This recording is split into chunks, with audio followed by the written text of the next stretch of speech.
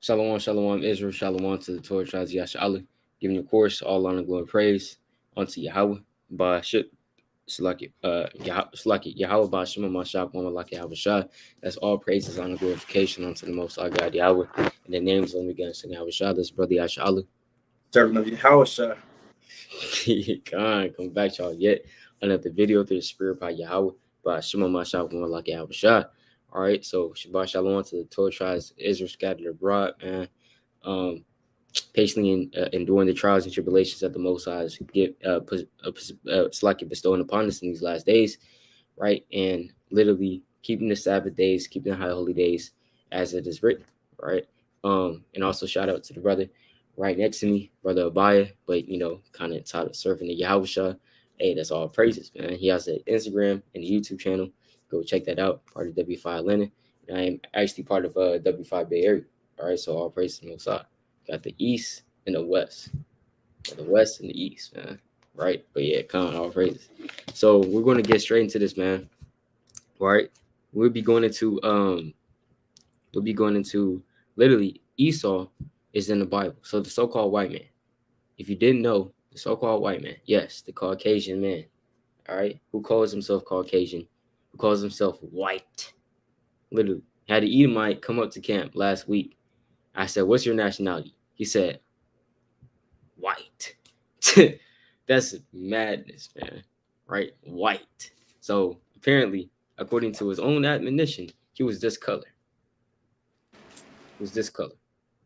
Hey, Abaya, I don't know. I could be tripping. I could be wrong. Have you ever seen any person outside or in your life?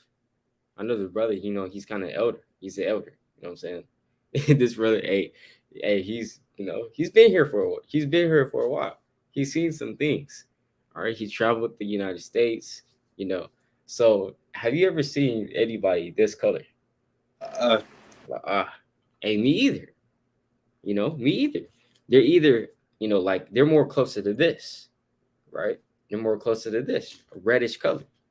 Now, that's actually in the Bible, man. Esau is not known as a so-called white man. He's not called a white man. In fact, guess what?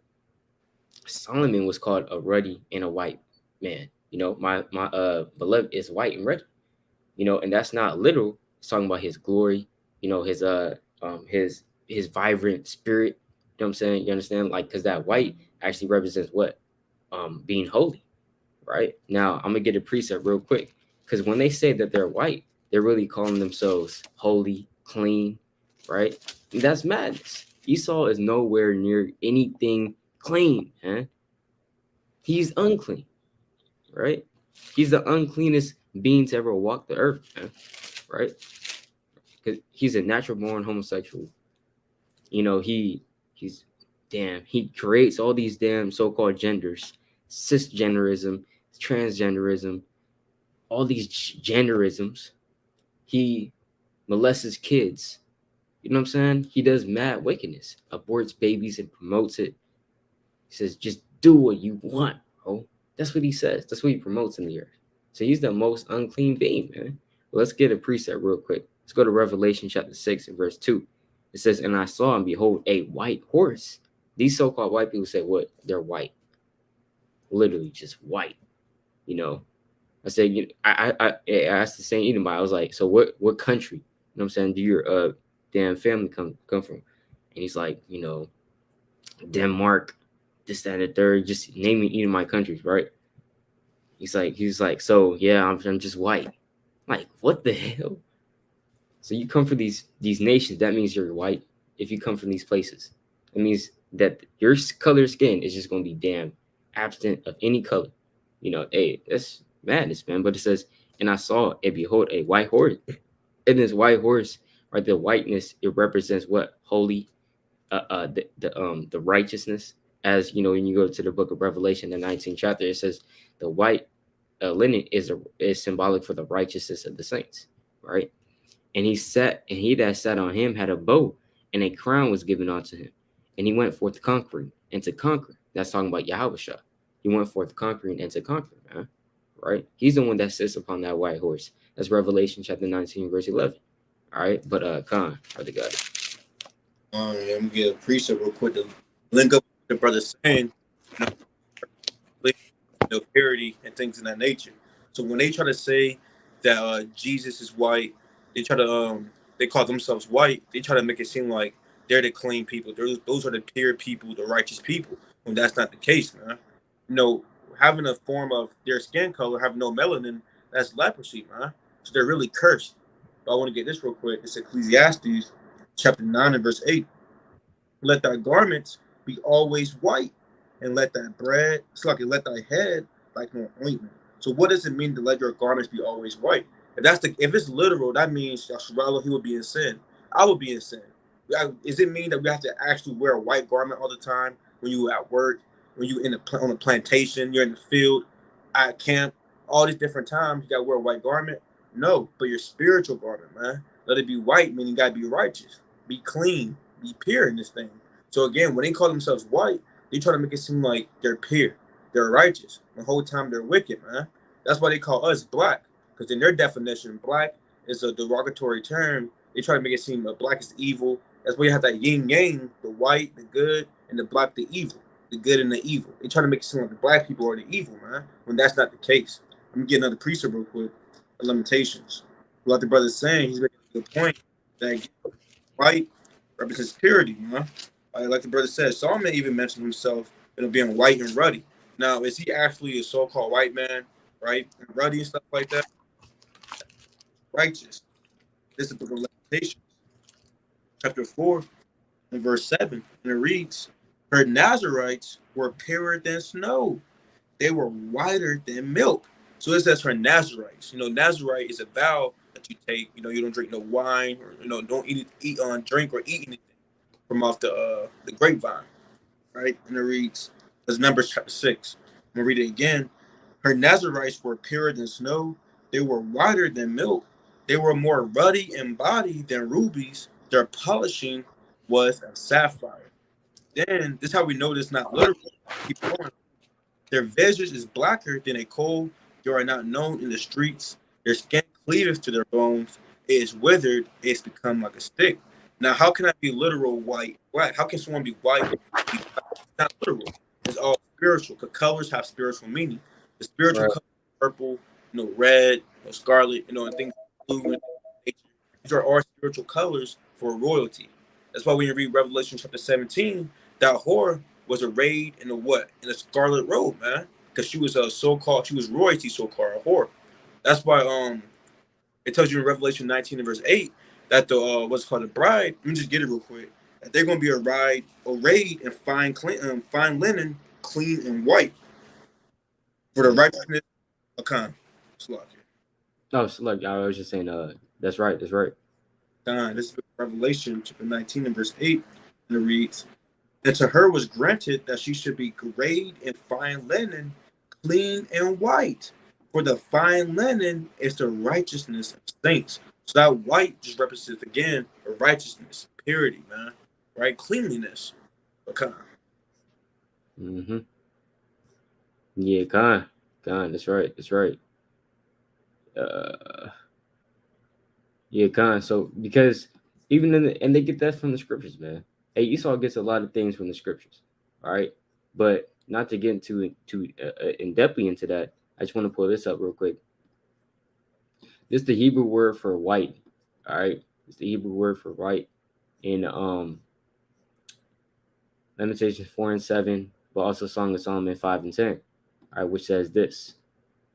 All right, I'm gonna pull this up, but oh yeah, Khan. It says, "My beloved is white and ready, the chiefest among 10,000." It's talking about Solomon.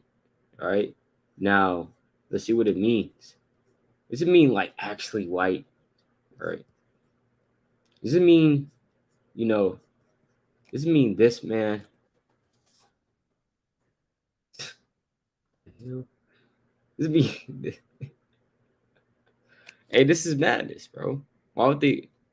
I'm literally typing up white man, and it shows this. What? It's madness, man.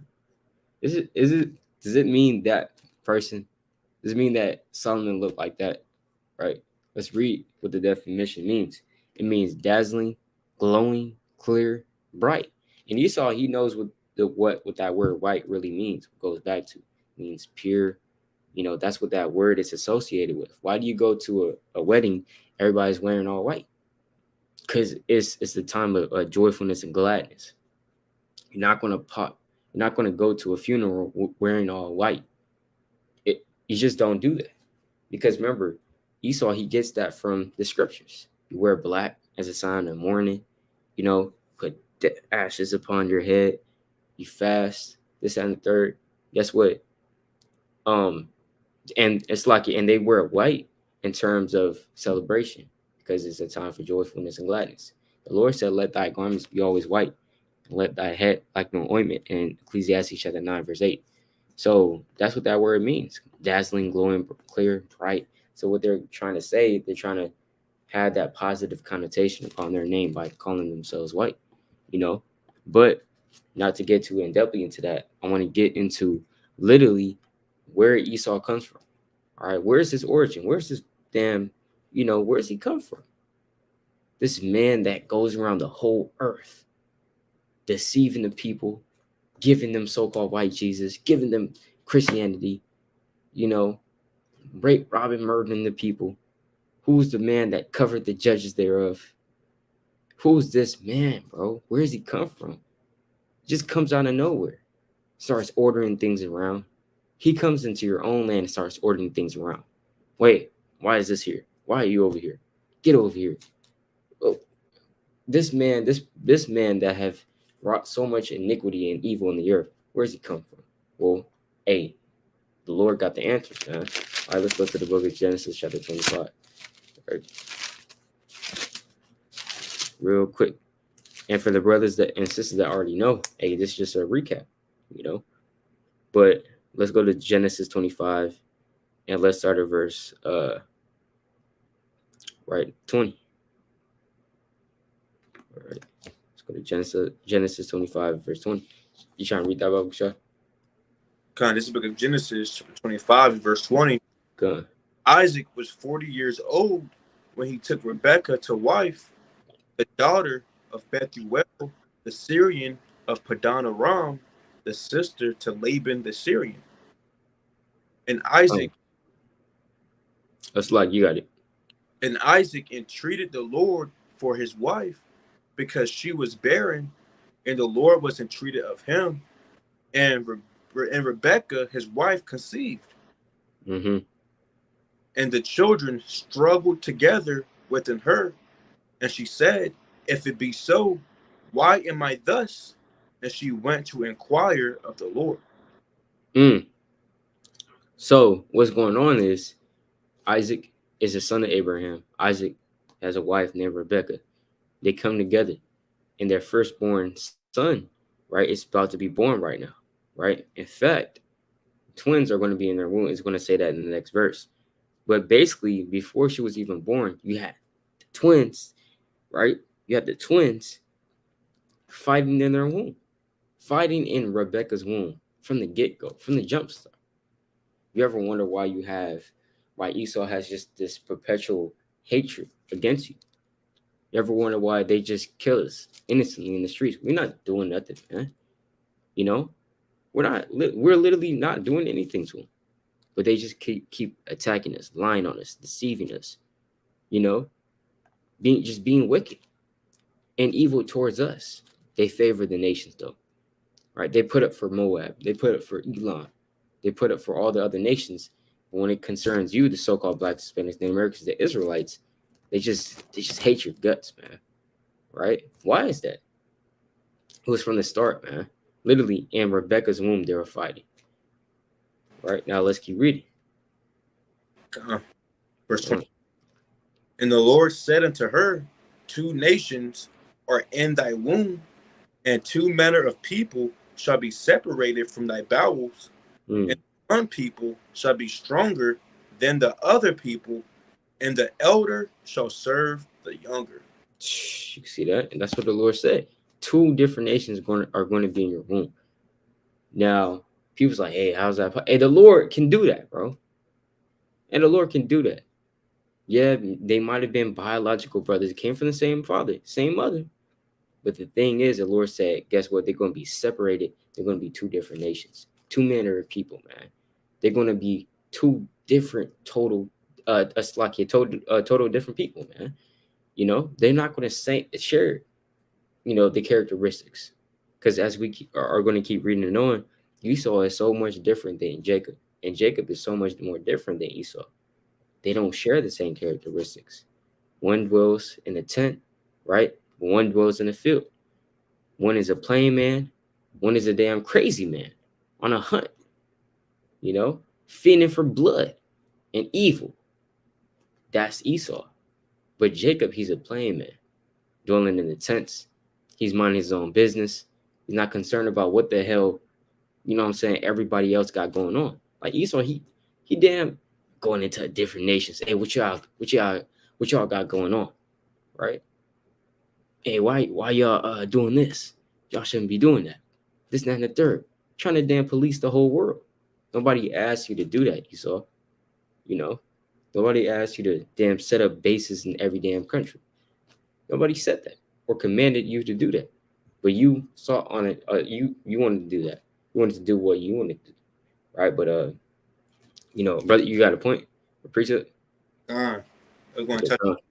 Yeah, that's not a far or something new about two different nations coming out of one womb, because we all Adam.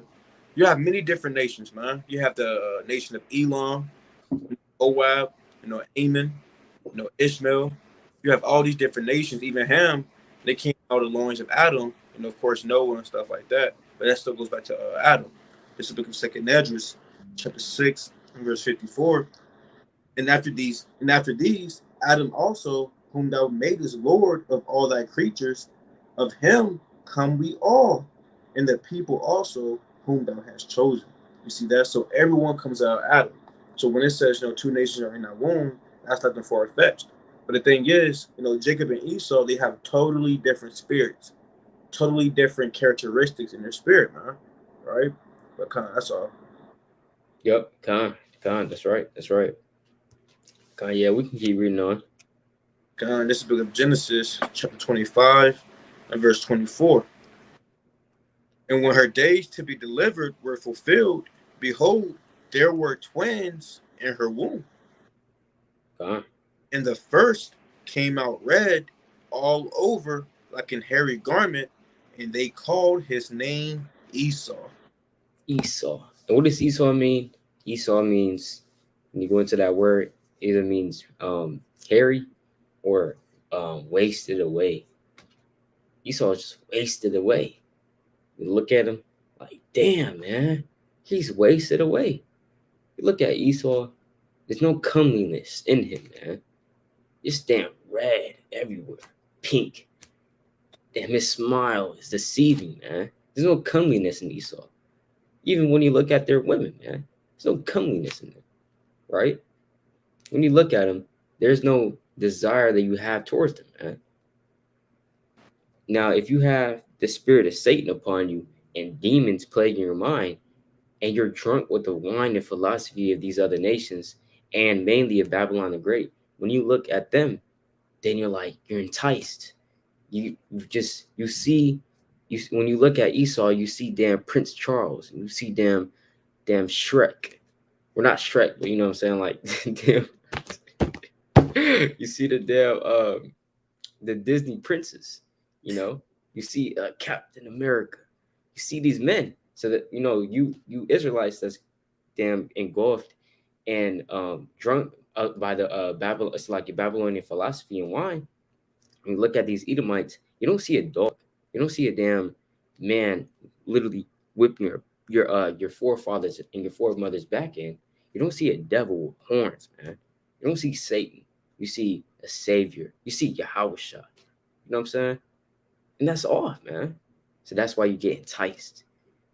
That's why you Jakes, you holding hands with damn dogs, man.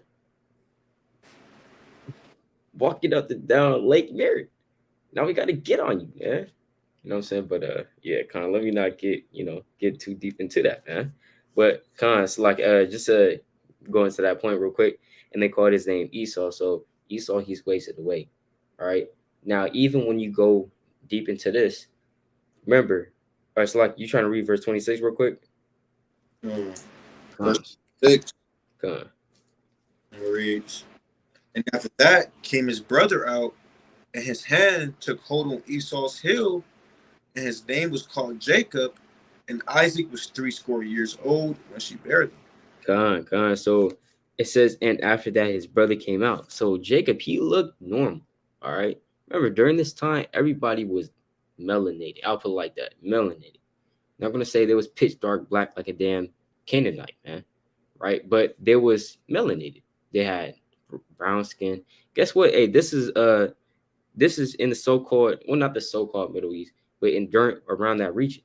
All right, in that region, the Levant, the Fertile Crescent, as other scholars will say.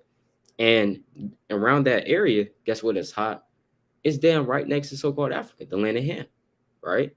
So there's no way it's going to be damn Edomites everywhere. Isaac's the Edomite. Damn, Rebecca's a so-called white girl. That's madness, as they show in the movies. It wouldn't play out. It doesn't make any sense, right? Now Esau, he was described as being red. Who's red upon the earth, man? It's just so-called white people, right? They're reddish pinkish. You kind of slap them because remember they're like transparent. You slap them, you can see all the blood. You can see the blood running through their skin. It gets damn 90 degrees and they're red as a damn tomato. Why is that? Jake, he's sweating, but he's still dark as hell. Can't see his blood, right? Esau, damn, he turning colors. Start choking the Edomite out. Just choking his ass, man. Start choking the Edomite out. And he's going to start, damn, turning purple, green, yellow, you know? And he turns colors, man. He's a damn rainbow, right? So, Esau, he turns colors, man. But it says, first came out red all over like a hairy garment. So, yeah, so-called white man, he's red and he's hairy. And we can see that all throughout history. Or it's like not even history, but just on your day-to-day. You go to the damn beach, damn, you got hella white, got hella Edomites out there, no shirt on, damn, hairy as hell and red as hell, trying to get a tan, and they got to put on that damn sunblock. So now when you go to the beach, it's just a whole bunch of damn smell of damn a sunblock. You're kind of like this in the air. This, man, like, the hell is that? It's like, well, they got the lotion one. Right now, it just smells like sunscreen, But Jake, you don't have to put that on, man.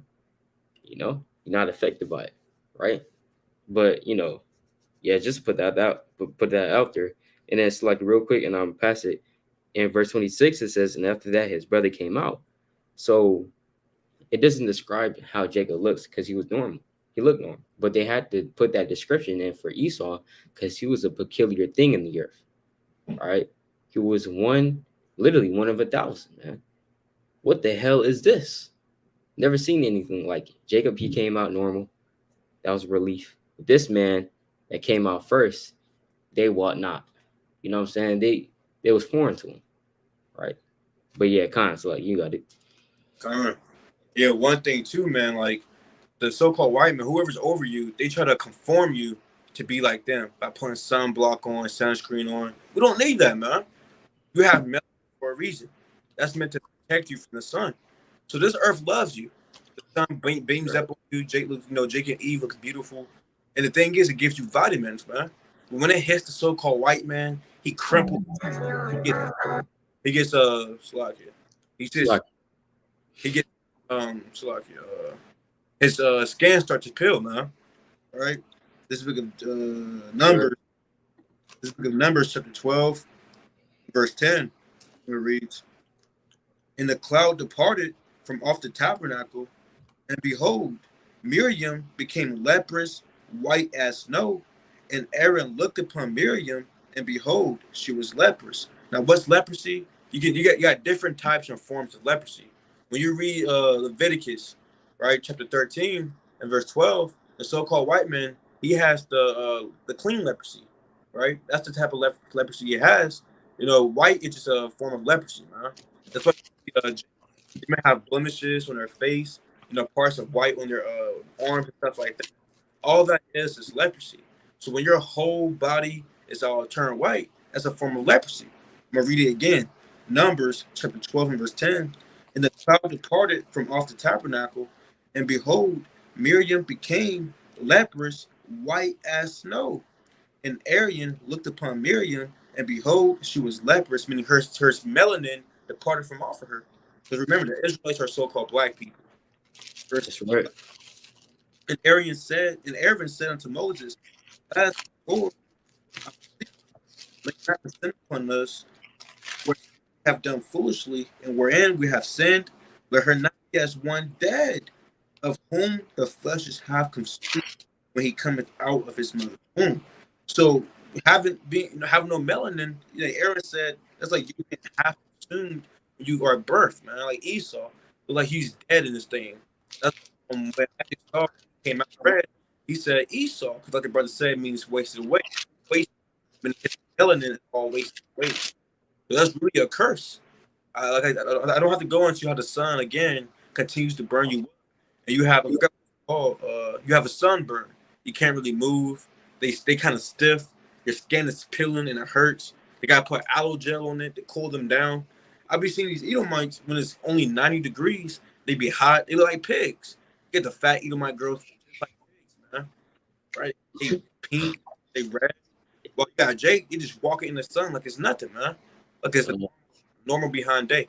Because this earth was made for us, like it says in 2nd Ezra 6 verse 54 and down. It wasn't made for the so-called white man. But kind. Actually, let me get one more precept so I here. You got it. To touch on what I was saying about the leprosy, to prove all things. This book of Leviticus, chapter 13, and verse 12.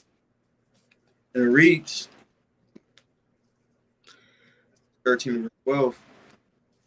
And it reads, and if a leprosy break out abroad in the skin, and the leprosy cover all the skin of him that hath the plague from his head even to his foot, wheresoever the priest looketh, then the priest shall consider, and behold, if the lepers have covered all his flesh, he shall pronounce him clean that hath the plague. It is all turned white.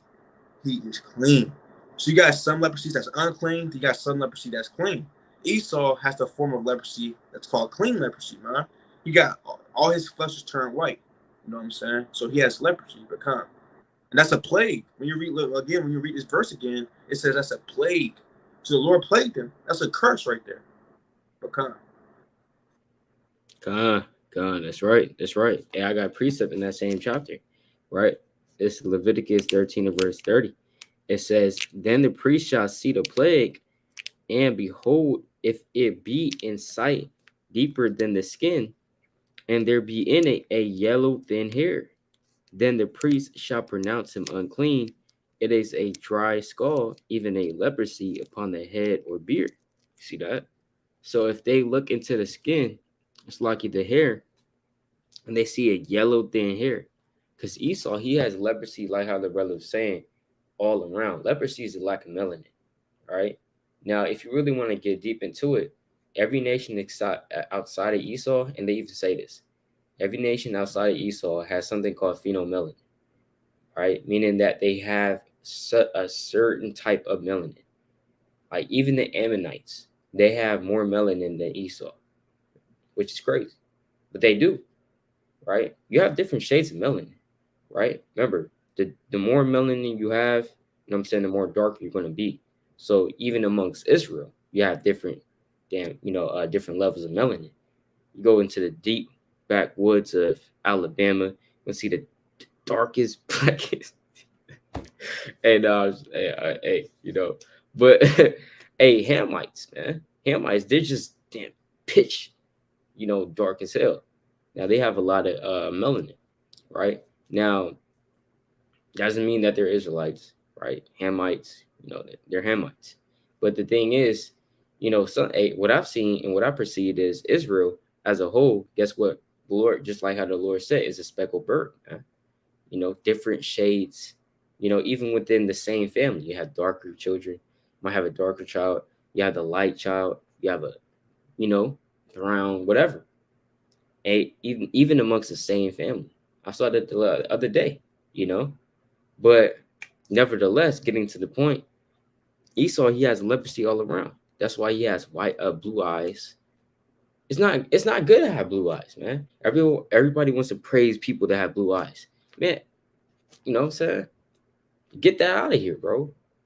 They think it's comely. They think it's beautiful. When did the Lord? What's the precept for that, man? When did the Lord ever say that having blue eyes is pretty and it's beautiful? You know what I'm saying? That's not in there. That's something taught to you by your damn oppressors. Because he has blue eyes, man. Blue eyes and then yellow hair. The Lord said, if you have yellow hair, that's leprosy, man. You're unclean. You know, go show yourself to the priest so that he may heal you. That's what these Edomites, you know what I'm saying? So Edomites have yellow hair. It's not natural to have yellow hair. When did the Lord? Where's the account at when the Lord Genesis, the first chapter, he's creating everything, elements. You know what I'm saying? He's creating. He said, "Let there be light," and there was light.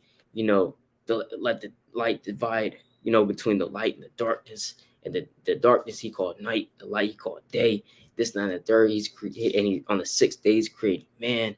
You know, this, that, and the third, giving him dominion. Right, this, that, and the third. And where's the account at about Adam and his sons having then yellow hair?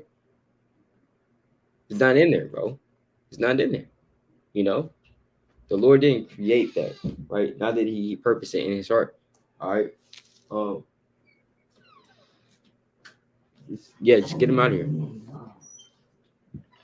Anyways, but yeah, Khan. All right, not that he purposed it in his heart, man. It's damn leprosy. All right, but Khan. Well, we can get back into that if you didn't have the point. Genesis chapter 25. Genesis chapter 25 and verse 27. And the boys grew, and Esau was a cunning hunter, a man of the field, and Jacob was a plain man, dwelling in tents. Yeah, Khan. See that? So Esau, he was a cunning hunter, man. Esau, the so-called white man, he loves to hunt. He just loves it, man. That's his pleasure. You know, that's his downtime. He goes deep into the woods hunting. When you go to these stores like Big Five, you know, sporting goods stores and stuff like that, to go buy a rifle or something like that, it's just Edomites. Edomites with the damn hat, you know, or the damn camouflage damn jacket and stuff like that, the boots. All of that is designed and bought like and used by Esau, man, because he loves hunting. That's his passion. Because guess what? His first forefather, Esau, that was in his spirit to do so. Right? Now I'm gonna get this precept. Let's go to the book of Genesis. That's his spirit. All right. Just like how Jacob, he's a plain man. He knows how to finesse in righteousness. You know, he was a righteous man, keeping the commandments. That was in his spirit to do so. It was in his spirit to keep the Lord's commandments. Right? Just like that. Hey, Esau is in his spirit to go hunting, to go eat bloody meat, just in his spirit, and he just can't help it. Just like how the prophets, they just can't, they just gotta teach, just gotta labor, man. Just gotta shake the hand, man. It's in Esau's spirit to do wickedness. All right, let's go to Genesis chapter 10 and verse number 8. And Cush begat Nimrod. He began to be a mighty one in the earth. And Esau, yeah, he's mighty, man. The Lord called him mighty. Esau, he's mighty, but it doesn't mean that he's mighty in righteousness, right? You can be mighty and not keep the commandments, but you'll be mighty in wickedness. Just like how our people, man, they're mighty in wickedness. Just as the Lord said, Jeremiah 4 and 22, my people are Sodom's children. They have not known, you know. They are wise to do evil, but to do good they have no knowledge. So they're mighty in that, man. Just like how Esau is mighty in wickedness. Read on, verse 9. He was a mighty hunter before the Lord. Salakia. He was a mighty hunter before the Lord. Wherefore it is said, even as Nimrod, the mighty hunter before the Lord. So Nimrod, all right, who, if you want to get deep into it, the spirit that Nimrod had is the same spirit that Esau had. All right. But Nimrod, he was a mighty hunter, man. And he wasn't just hunting just animals. He was hunting nations, men. That's why he was deemed a mighty hunter, right, on a more wider fold. But Khan, I just want to get this quick point, and you got it after. Um, or actually, you can get yours, and now I can pull this up in Hebrew. Yeah, when Esau's hunting, yeah, he hunts the venison, he hunts the deer. Every time around that hunting season, he comes back with a buck on his dang shoulders. Then he just chop it up and he put that big head on the dang wall in the basement, man. Right? Yep. It's talking about that hunting, which is true. They got camouflage on. Who's known for that? Esau, the so-called white man. But also they hunt the souls of men. That's what. Let me get this real quick. Let me get Psalm chapter 10 and verse 8.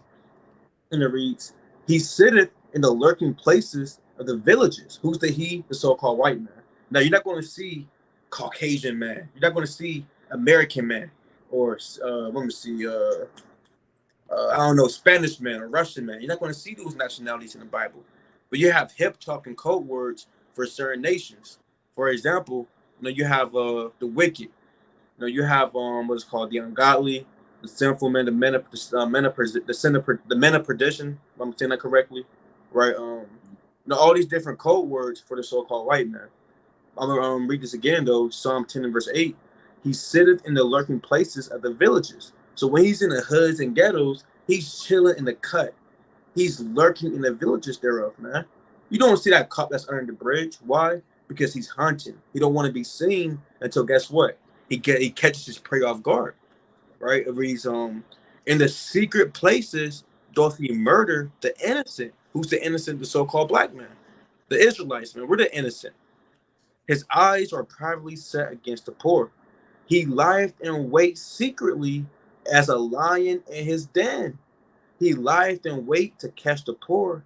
He doth catch the poor when he draweth him into his net. So the so-called white man, yeah, he hunts bear, he hunts deer, he hunts the antelope, he hunts anything that he might hunt a squirrel, but again, he hunts the Israelites too. He hunted Emmett Till. He tracks your steps, man. He arrests you.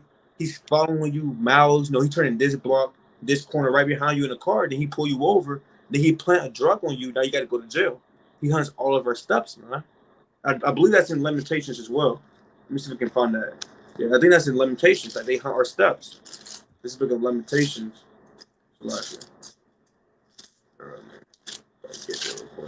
book of Limitation, I believe that's 4. Limitation chapter 4 and verse 18. They hunt our steps, that we cannot go in our streets. Our end is near, our days are fulfilled, for our end is come. You see that? So they hunt our steps on a physical and spiritual level. But Khan King, you got it. Hey, Khan, yeah, Khan, hey, that's right, man. That's right. Esau, you see that, and he hunts just like a lion because he is a predator.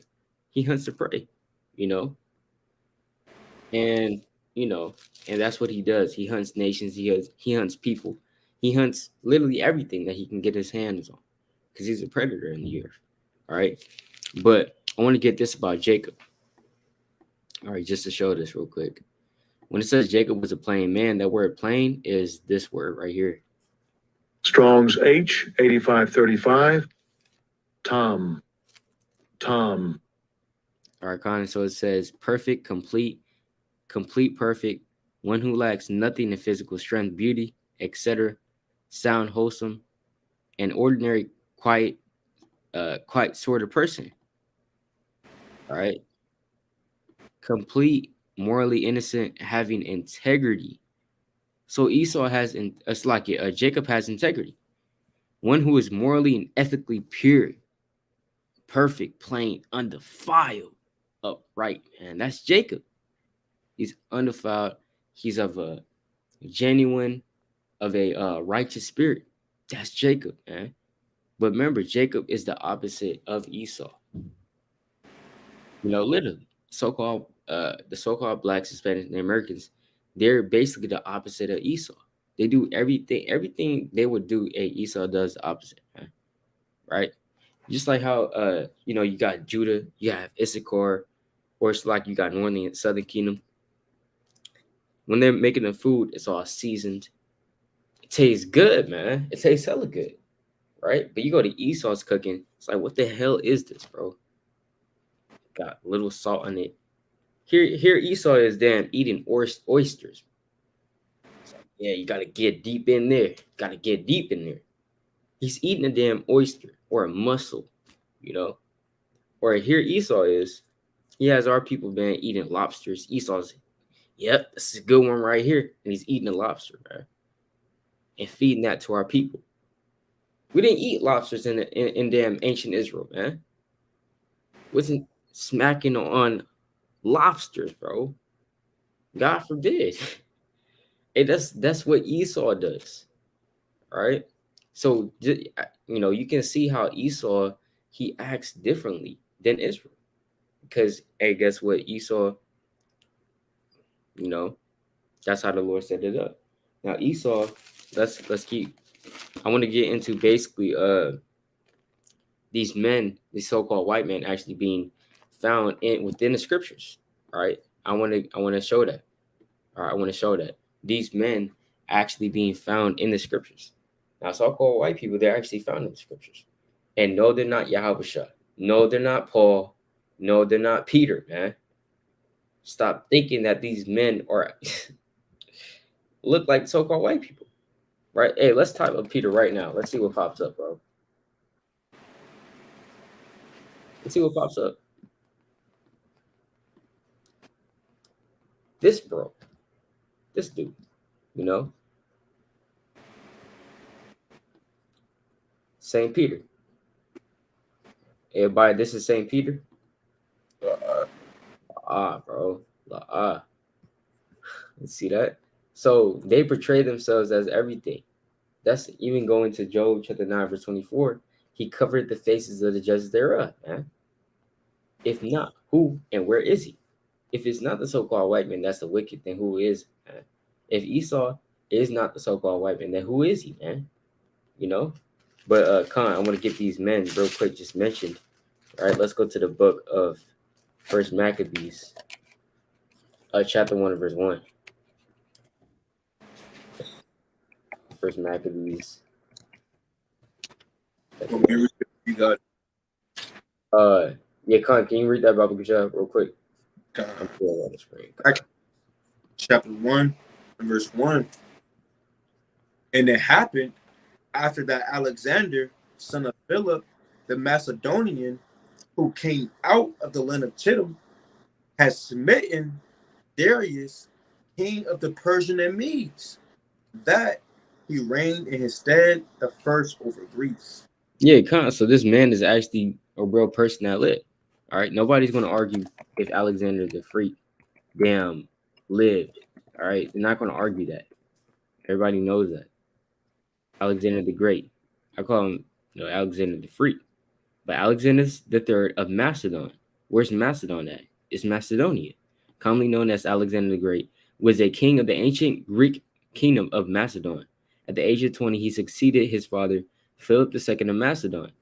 Philip II. All right. Now let's go back to this. It says, and it happened that after Alexander, son of Philip, this is the same person, the Macedonian, who came out of the land of Chittim, had smitten Darius, king of the Persian and Medes, that he reigned in his stead the first over Greece, because the Greek Empire took and overthrew, all right, the Persian and Median Empire. That's history. All right, that's history. And I believe it was at the Battle of Guagamela, right? If I'm not mistaken. Yeah, Khan. The Battle of Guag. G G-E. Guagamela. Yeah, Khan. The water. Yep. The water. Yep, the Battle of Guagamela. All right, it says the Battle of Guagamela, also called the Battle of Arbela, right? October 1st, 331 BC. Battle in which Alexander the Great completed his conquest of Darius III's Persian Empire. It was an extraordinary victory achieved against a numerically superior army on ground chosen by the Persians. All right, so basically within that battle, you had the Persian and Median Empire. They was already on their way out, but remember, You go to Sirach chapter 10 and verse 8. The Lord said, because of unrighteous dealings and riches got by deceit, the kingdom is translated from one people to another. So that's literally what happened there. World powers, they shift. Babylon had the torch for a while, then and that power switched over to the Persian and Median empire, and then that torch was given over finally to the so-called white man. And this right here is the start of him ruling the earth. All right. But yeah, he basically dominated Darius's army. All right, in a nutshell, making him basically the king of or basically taking over that empire. Because if you take down a world power, that means you take their place as world power. You know what I'm saying? If you take down a world power, let's say, because that's what's going to happen to America. Russia's going to take down America. So then who's next up? Got Russia ruling for a short period of time until they're destroyed by Yahusha, right? And the elect. But Khan, if you have a point of precept, you bring it up. Khan, yeah, you gotta understand when you actually come into this truth, the people in the Bible was not looking like the so-called white man. It doesn't look like them. Hey, Yahushua was a so-called black man. Peter, John, James, Philip, Bartholomew. I don't know how to say his name correctly, but they were all so-called black people, man. Right? I'm gonna go to First Maccabees, chapter 3, real quick, and verse 48. First Maccabees, chapter 3, and verse 48, and it reads, "And laid open the book of the law, wherein the heathen have sought to paint the likeness of their images." So when they open up the Bible, they try to make it seem like, Yahweh, who people call Jesus Christ, was a so-called white man. They make it seem like the apostles were so-called white people, man. They make it seem like the Jews are so-called white people. That's false information.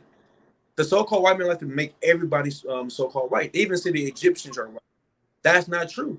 That's not even biblical, man. I don't even believe that. Right? Hey, come on. Hey, even the so-called white man knows that the Egyptians are not white. But what they do is they try to deceive the masses to make it seem like the so-called white man is something when he's not, man. Let me get one more precept. I'm going to Revelation, chapter 12, verse 9. The so-called white man was set up to deceive people.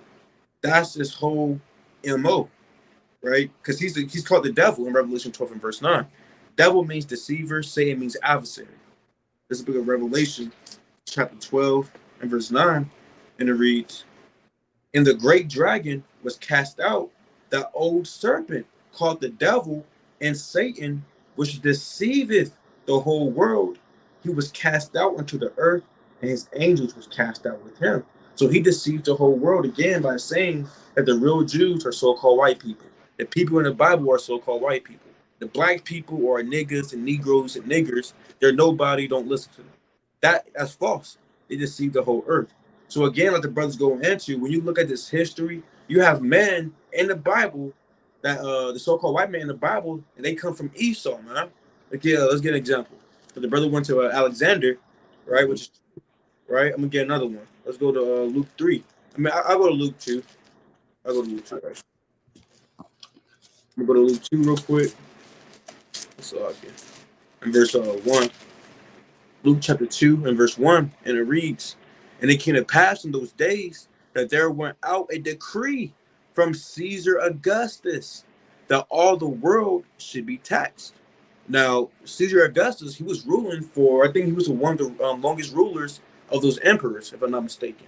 And at that time, he had something called Pax Romana or Pax Romana, the peace of Rome, no paraphrasing. Something called the Pax Romana, if I'm not mistaken. But he was a so-called white man that was very well known, and he even documented in the Bible, man. He was no Israelite. He's not a Hamite. He's a so-called white man from the nation of Esau. Because even when you read Second Esdras chapter 12 or Second Esdras chapter 11, the Lord prophesied about Caesar Augustus. I can get it real quick, but I don't want to get too deep. Right, but let me get that real quick. The Lord even prophesied about Caesar Augustus ruling. This is book of Caesar. This is because Second Esdras, chapter 11, and verse 14. And it happened that when it rained, the end of it came also, like I'm gonna start at verse We'll start verse 13. Second Ezra chapter 11, verse 13. And so it was that when it rained, the end of it came, and the place thereof appeared no more. So the next following stood up and reigned and had a great time. So you had Julius Caesar. He really ruled first, but he was during the time of the Roman Republic, right? But you had Julius Caesar rule first, and then it says the second reign, which is who? Caesar Augustus, and it said it had a great reign. If you don't mind, how long did Caesar Augustus reign, King? If you can pull that up. God, I'm pulling that out right now. He ruled for pretty well, man. If I'm not mistaken, I don't want to guess on that. I'll be wrong. God, so it says 27 BC until his death in AD 14. So that means basically take 27 basically plus 14. Yeah, so 41 years. 41 years. You see that? So he ruled 41 years. And then when you look at all these other emperors, if I'm not mistaken, these emperors didn't rule that long. These Caesars ruled that long. Huh? Only Augustus did. That's why it says it rained and had a great time. And it happened that when it rained, the end of it came also, like as the first, so that it appeared no more. Then came there a voice unto it and said, Hear thou that hast borne rule over the earth so long, this I say unto thee, before thou beginnest to appear no more, there shall none after thee attain unto thy time, neither unto the half thereof. Then arose the third and reigned as the other before and appeared no more also. So there's no other man that reigned as long as Caesar Augustus during his time, huh? Yep. Mm-hmm. So that's in the Bible.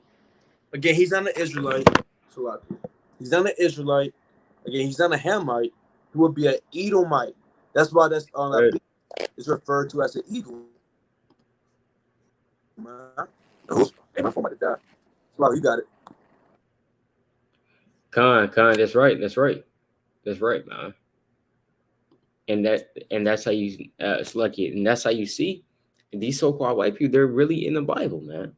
Now you can't say, well, that's not, a so-called white man. He's literally there. He's literally there.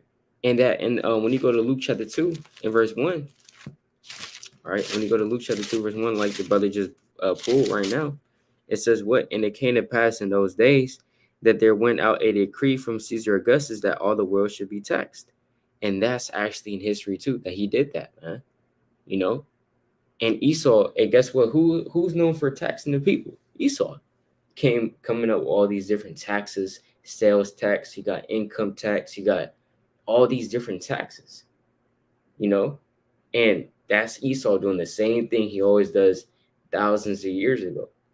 But nevertheless, this man is actually in the Bible, mentioned in the Bible, though it might be for a brief, short time, not too many. It's not going to go in depthly into his life and stuff like that. But he's mentioned in this Bible during the time of Yahushua, right? Right? During the time of Yahushua, that's when he lived, man. So it's lining up with the Bible. All right, I'm gonna get this. All right, let's go to Luke chapter 3 and verse 1. Now in the 15th year, the reign of Tiberius Caesar. So let's look up Tiberius Caesar. Let's look at Tiberius Caesar. Let's see if he was a made-up fable. Did he exist? Did he not exist? No, he did. Right? Tiberius Caesar Augustus was the second Roman emperor. He reigned from AD 14 until 37, succeeding his stepfather, the first Roman emperor, Augustus. You see that? So Tiberius is actually in the Bible as well, man. But if you don't read these scriptures, you'll just be thinking that the Bible is just fake and it's all fables and mysteries. And the so-called white man, no, he's not in there, right? The so-called Chinese man, he's not in there, right? None of these nations of people is in there.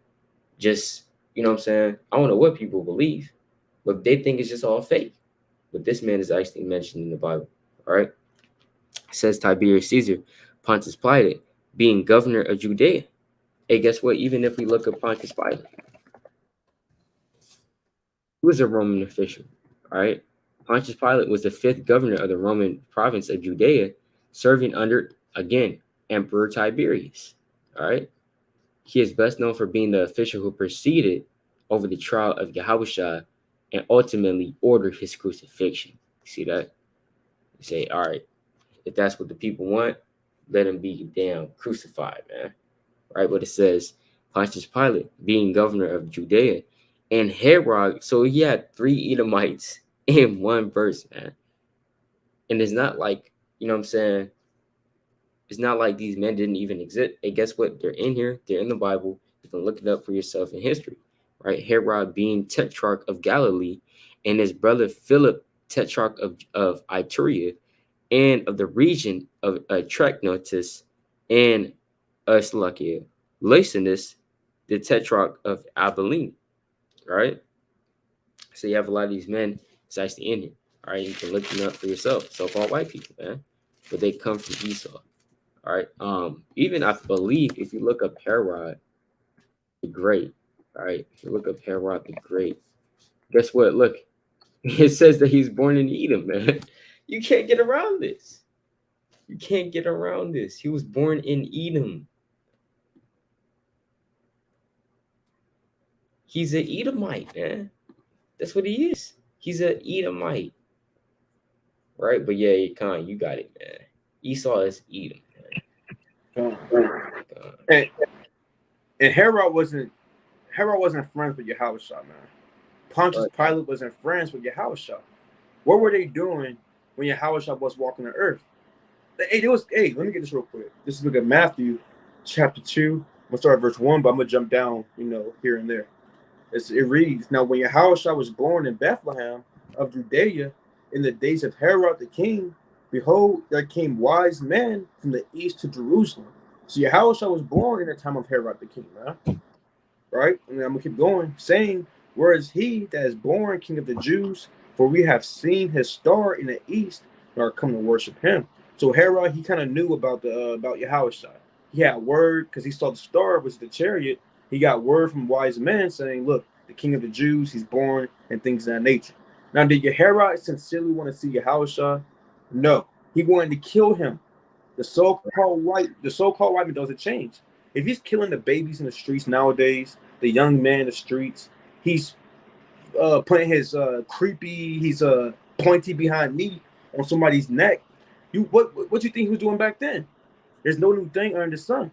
He was killing innocent so-called black people. Right? Let's jump down.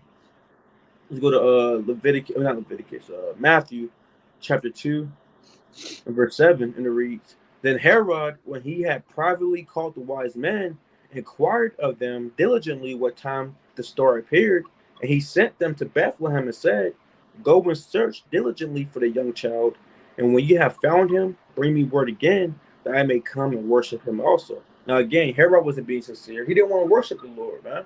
He wanted to kill him. Right? I'm going to jump down and prove that, though. I'm going to jump down to verse 16, and it reads, then Herod, when he saw that he was mocked of the wise men, was exceeding wroth, and sent forth and slew all the children that were in Bethlehem and in all the coast thereof, from 2 years old and under, according to the time which he had diligently inquired of the wise men. You see that? So when he couldn't get hands on Yahushua, he put things in his own hands to kill every child from 2 years old and under, just so he can kill the king of the Jews, Yahushua, when he was a kid. Showing you that the so-called white man, his heart isn't upright.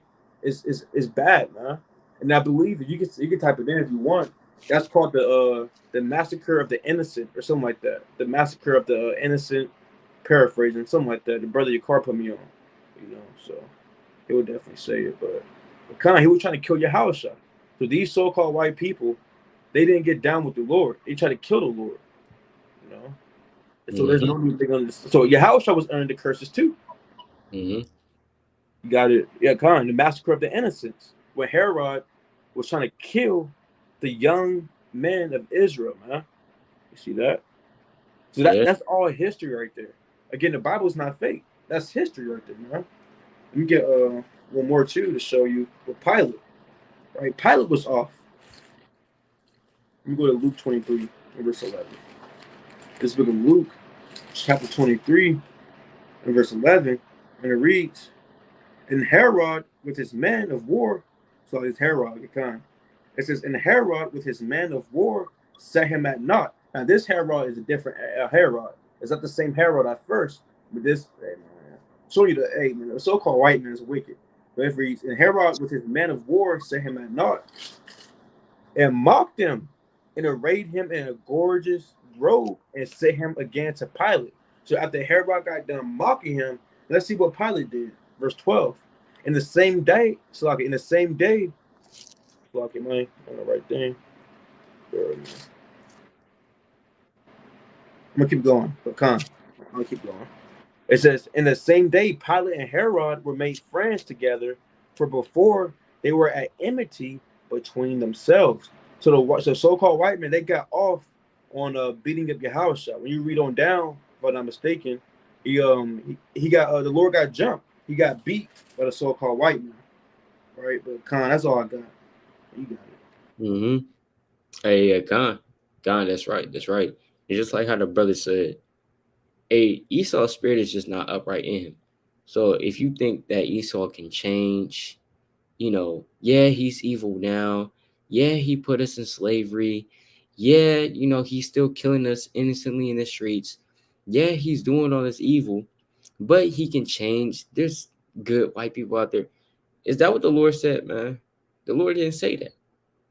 Now, we show you Esau in the Bible, right? We show you these different men. They're actually in there, right? And really, there's more men, even. There's even more in-depth breakdowns on how many Edomites are actually, that's known in the world, are actually found within prophecy and within, like, actually, with actual history. Even when you go to the book of Acts, the 18th chapter, verses 1 on down, it talks about the expulsion or the exiling of the Jews from Rome by the governor or the Caesar Claudius. All right, he was an actual man too. You also read about Felix the governor. Man. Felix the governor wasn't just some damn Moabite. Was an Edomite as well. You know. So Khan ate all these men. But I got this precept, Habakkuk chapter 2. Now, when we go deep into the scriptures, so-called Old Testament, you know what I'm saying? The so-called Old Testament, you go into the precepts, you go into the Psalms, you go into the book of Job, you go into the books of wisdom, you go into the books of prophecy. Guess what? You have to have your spiritual eye salve in there. Because in the book of Revelation, chapter 3, all right, in verse 18, it says, I counsel thee by me gold tried in the fire, that thou mayest be rich, and white raiment, that thou mayest be clothed, right? And that the shame of thy nakedness do not appear, and anoint thine eyes with eye salve, that thou mayest see. That's what the Lord said. So that you may actually see and perceive these scriptures. So when you're reading it, you can read it in the spirit and be like, okay, yeah, that's talking about the so-called white man. Right? Or okay, yep, that's talking about Israel. It's not always going to say it, man. Just remember, these scriptures is a puzzle, man. You have to relate it, you got to look at it and relate it to this real world that we live in right now. Because that's how you read the scriptures, man. In the spirit. If you're just reading it like a so-called white man, you're not going to think it's going into it. You're not going to think that it's going into Esau, right? Well, let's go to the book of Habakkuk, chapter 2, and verse 4. It says, behold, his soul which is lifted up. Because Esau's soul is lifted up, man. He speaks proudly against the Lord. You go into that in the book of Isaiah, the 14th chapter, and the 12th verse on down. Esau, he boasts against the Lord, man. It says his soul which is lifted up is not upright in him, but the just shall live by his faith, right? Now, the soul that is lifted up in Esau, his spirit, because yes, Esau has a spirit. His spirit is lifted up and is not upright in him. So his spirit it's off. It's not just his flesh, it's his spirit too. Because guess what? The spirit of the Israelites is righteous, it's holy. It wants to serve the Lord. That's Matthew chapter 26, verse 41. Watch and pray that you enter not into temptation. The spirit indeed is willing, but the flesh is weak. That's what the Lord said. The flesh is weak, the flesh is bad, but the spirit is good. That's for you Israelites. But for the Edomites, got the flesh is bad and the spirit is bad. So now we got 2 and 2. So how could they ever be righteous? How could they ever, you know what I'm saying, enter into the kingdom? Right? How could they ever be on the same level as the Israelites, man? And deemed on the same level as the Israelites according to the Most High? But his soul, which is lifted up, is not upright in him. His spirit is off. That's why he just does mad wickedness, killing babies, abortion, mass slaughter, etc., etc. It just, the list just goes on because his spirit is off as hell. All right, you got it. Classic. Psalm 58 and verse 3. Mm-hmm. The wicked are estranged from the womb. They go astray as soon as they be born, speaking lies. So the so-called white man, as soon as he's born, he's already going off, being wicked. It's in his spirit to be wicked. That's why in these movies and things of that nature, they have the good and the evil. They have the what's it called, the protagonist, if I'm saying that correctly, and the antagonist, if I'm saying that correctly, right? You have the superhero and the villain. Who's the superhero in this context, in this movie? Hey, the Israelites, man. We're known for being good. It tells you in 2 Esdras, chapter 3, hey, we keep the precepts, not the heathen. So, like it says, Jacob was the plain man, a righteous man. We come from Jacob. But the thing is, Esau, he's wicked. He's known for being wicked. That's why he's called in Job 9:24. He's called the wicked, man. In 2 Thessalonians chapter 2, he's called the son of perdition. Yep. So, he's known as being the wicked. Let me get one more. I'm going to get two more probably. Ecclesiastes chapter 1 and verse 15. That which is crooked cannot be made straight, and that which is wanting cannot be numbered. So if something is crooked by the Lord, if something was, let's say a pig, it's unclean. The Lord made that pig unclean. You cannot be clean. No matter if you put some bleach on it, you're scrubbing the thing so hard, right? It's not going to clean, man. It's going to be still unclean. Same thing with Esau. It's lucky.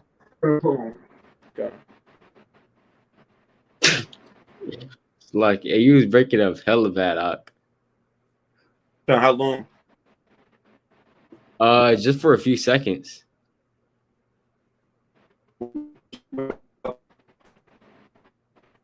Nah, I can't hear you now. I can't understand you.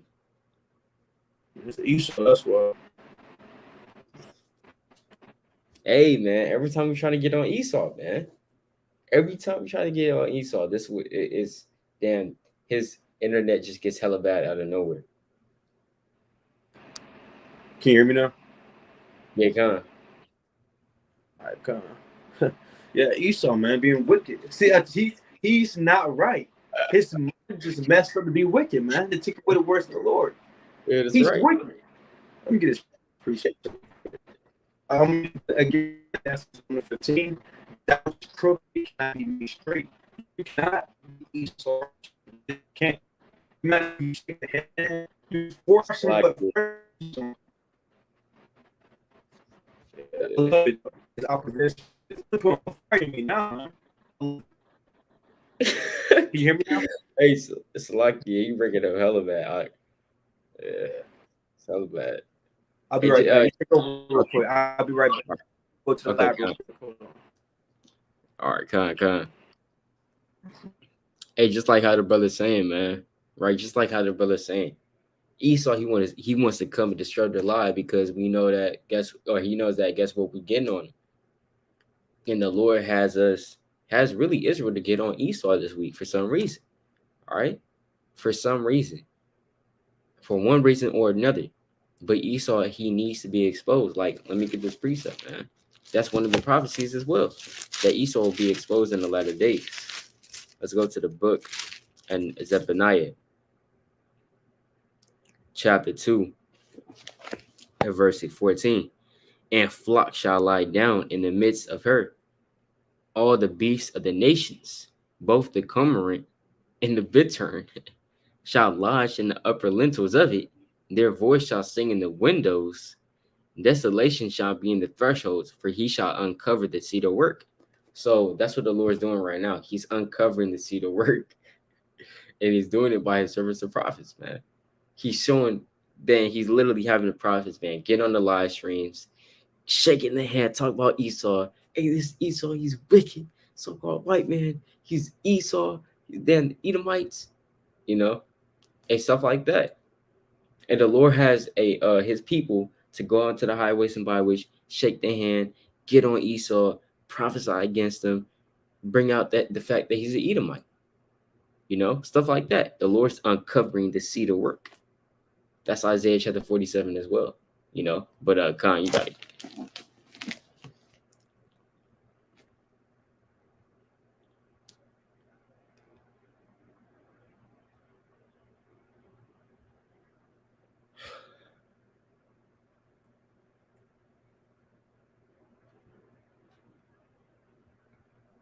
Really just froze, man. That's crazy. Oh, man. I can't hear nothing. Look, you can't hear me? I can barely hear it. Like, it's hella robotic, like Android. I mean, it's like you keep freezing up, so I can't. Yeah.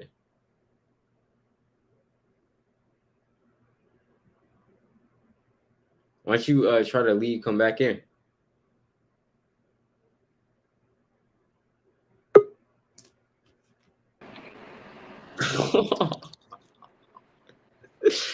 All right, God. Can you hear me now? Yeah, God. Come on, man. Yeah. This is the book of 2 Corinthians, chapter 2, and verse 11. Lest Satan should get an advantage of us, for we are not ignorant of his devices. So we're not ignorant of his devices, man. Trying to make us all of a sudden everything just lagging. All the other videos, it was pretty straight through the spirit. But now all of a sudden we get on the so-called white man, everything's dimming up. That's how you know we applying that pressure, man. I love it, man. That's right. We get another precept. Like the brother said, we're going to uncover all these secrets. We're going to uncover the wicked. The Lord said, hey, man, all that darkness, everything that's done, saying in the dark will come to light. Everything that's done in the dark is going to come to light, man. And the Lord's not playing when he said that. This is because 2 Thessalonians chapter 2 and verse number 3. Let no man deceive you by any means, for that day shall not come, except there come a falling away first, and that man of sin be revealed, the son of perdition.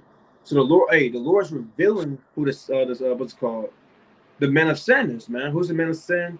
The so-called white man. That's why when you read Malachi chapter 1 and verse 1 all the way down to verse 4, he's called the border of wickedness, man. He's a very wicked man. The Lord hates him. He's not going to make it. His kingdom's going to fall, and he's going to get destroyed, man.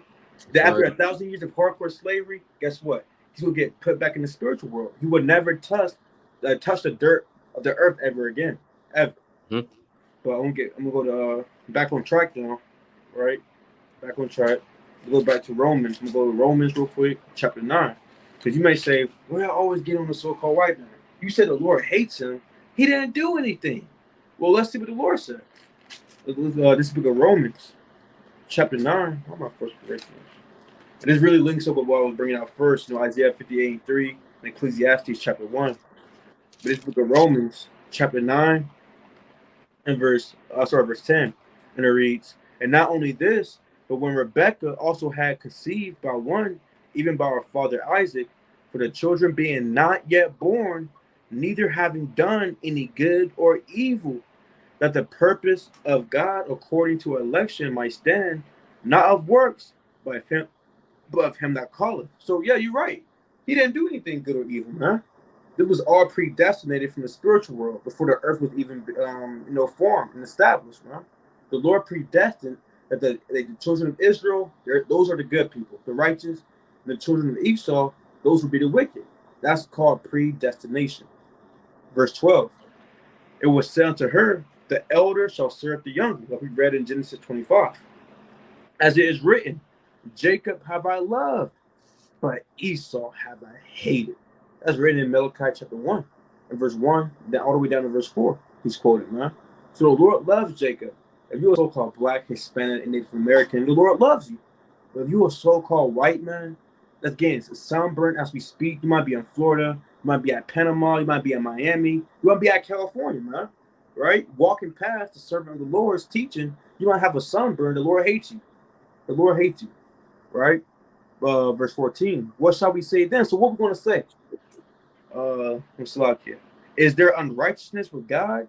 God forbid. Is God unrighteous? Is the Most High God wicked for hating the so-called white man? Hey, look, God forbid. For he said to Moses, I will have mercy on whom I will have mercy, and I will have compassion on whom I will have compassion. And that's plain upon table. So then it is not of him that willeth, nor of him that runneth, but of God that showeth mercy. I mean, it's not of your works, it's of God's mercy and predestination of the so-called black, Hispanics, and Native Americans, the Israelites, get the kingdom of heaven, and the Lord loves them. It is not of works or anything, but it's of what's called a predestination that the Lord hates the so-called white man. Con, you got it. Yeah, Con, that's right, man. That's right. And hey, that's evidently clear and plain upon tables, bro. It's like the brothers bringing it out. All right. I'm gonna get this, and there's just so many precepts on Esau. I mean, it's just so many precepts, right? All right, it's like every prophet, man. Every prophet, you go to Ezekiel, there's Esau there. You go to Jeremiah, it's like, all right, yep, I can see Esau in that. You know what I'm saying? You go to Isaiah, there's mentions of Esau. You got even Nahum, man. Even Nahum, right? I'm gonna get it, man. Brothers don't believe it, right? Jake, he's losing his mind. It's not in there, right? All right, let's go to Nahum chapter 3. I'm gonna start verse 1. It says, woe to the bloody city. What's the bloody city, man? America. America's a bloody city. America's a bloody nation, man. It was literally founded off of blood. The bloodshed of the northern kingdom and the bloodshed of the southern kingdom, man. That's what it was founded on. Literally. Right?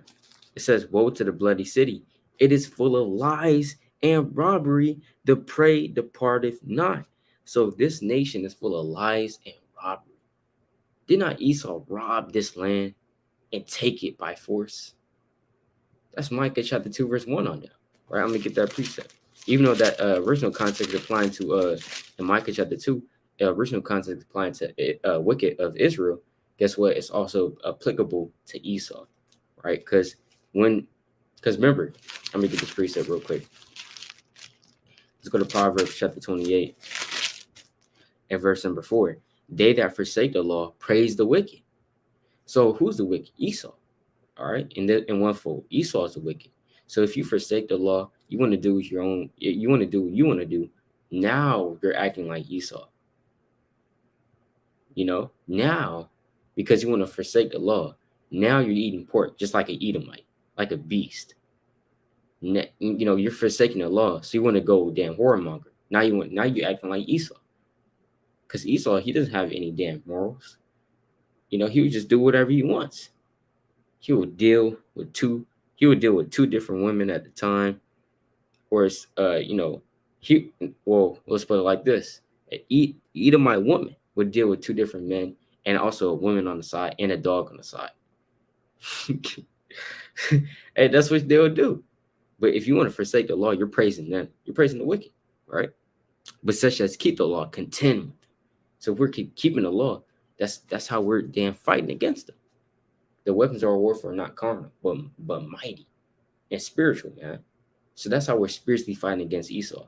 Spiritually throwing punches at him by keeping the law. The scripture, the commandments, it tells us to do these videos, man. It tells us to proclaim the truth, right? So therefore we do it. And the law says to keep your beard, man. Right? The law says to abstain from fleshly lust. And we're trying to do that, man. And Esau, he hates that. He's losing his mind, right? But guess what? The prophecy is going to come, Salaki come to pass. I got this precept of Micah chapter 2, verse 2. And they covet fields and take them by violence. That was Esau. They covet fields America looks like a goodly land. I'm gonna take it. And that's what he did, man. And they covet fields and take them by violence. That's how you have Georgia. That's how you have literally that's how you have Georgia. That's how you have Virginia. That's how you have Texas. That's how you have any of these lands, man. Right? They covet fields and take them by violence, and houses and take them away. So they oppress a man in his house, even a man in his heritage. Right? So that's what Esau does. He oppresses a man in his heritage. Right? Now I'm gonna go back to this in Micah chapter 3. It's like Nahum chapter 3, verse 1. Woe to the bloody city, it is full of lies and robbery. So Esau, guess what? He's full of lies, he's full of robbery. America's full of lies and robbery as well. That's literally how it's built up. The prey departeth not. So you even have that. All right. Because remember, Esau, he also takes of the same characteristics and the same spirits as these ancient kingdoms, as ancient Nineveh, as ancient Mesopotamia, as ancient Babylon, as ancient Persian and Median Empire, the Achaemenid Empire. All these empires, even ancient Rome, of course, they're taking on the same spirits and mixing it all in one. And America's just a mixture of all of those nations together. You know, that's why they're so mighty in terms of their wickedness, in terms of their intelligence. All right. But I want to get verse 4. Because of the multitude of the whoredoms of the well-favored harlot, the mistress of witchcrafts. So Esau, he that wasn't a lot of witchcraft. Hey, it's damn their magic. The way I'm able to talk to this brother, he on the other side of Babylon. But I'm talking to him on real time. How's this possible? How's this possible, man? The way Esau can literally hack into the live stream, mess Abaya's damn internet up, make it all staggedy. I can't even understand what he's saying. How's he able to do the multitude of his sorceries and witchcrafts? That selleth nations through their whoredoms and families through their witchcrafts. Behold, I am against thee, said the Lord of hosts, and I will discover thy skirts upon thy face, and I'll show the nations thy nakedness, and the kingdoms right thy shame. So that's what the Lord said. He's going to uncover, all right, the damn wickedness that Esau has been doing in the darkness. He's going to bring it to the light for all nations to see, because all nations are in love with America, but they're starting slowly to see that, okay, you know, Esau, he's not who he portrays himself to be. He's not the saint. He's not a saint. He's not his sons of God. He's not a damn, you know, he's none of that. He's a damn son of Satan. That's what they're slowly trying to see. All right, but Khan, you got it, King. Get it. And that really goes back to what we were saying too about how Esau's a cunning hunter. You know, he's a hunter, a man of the field.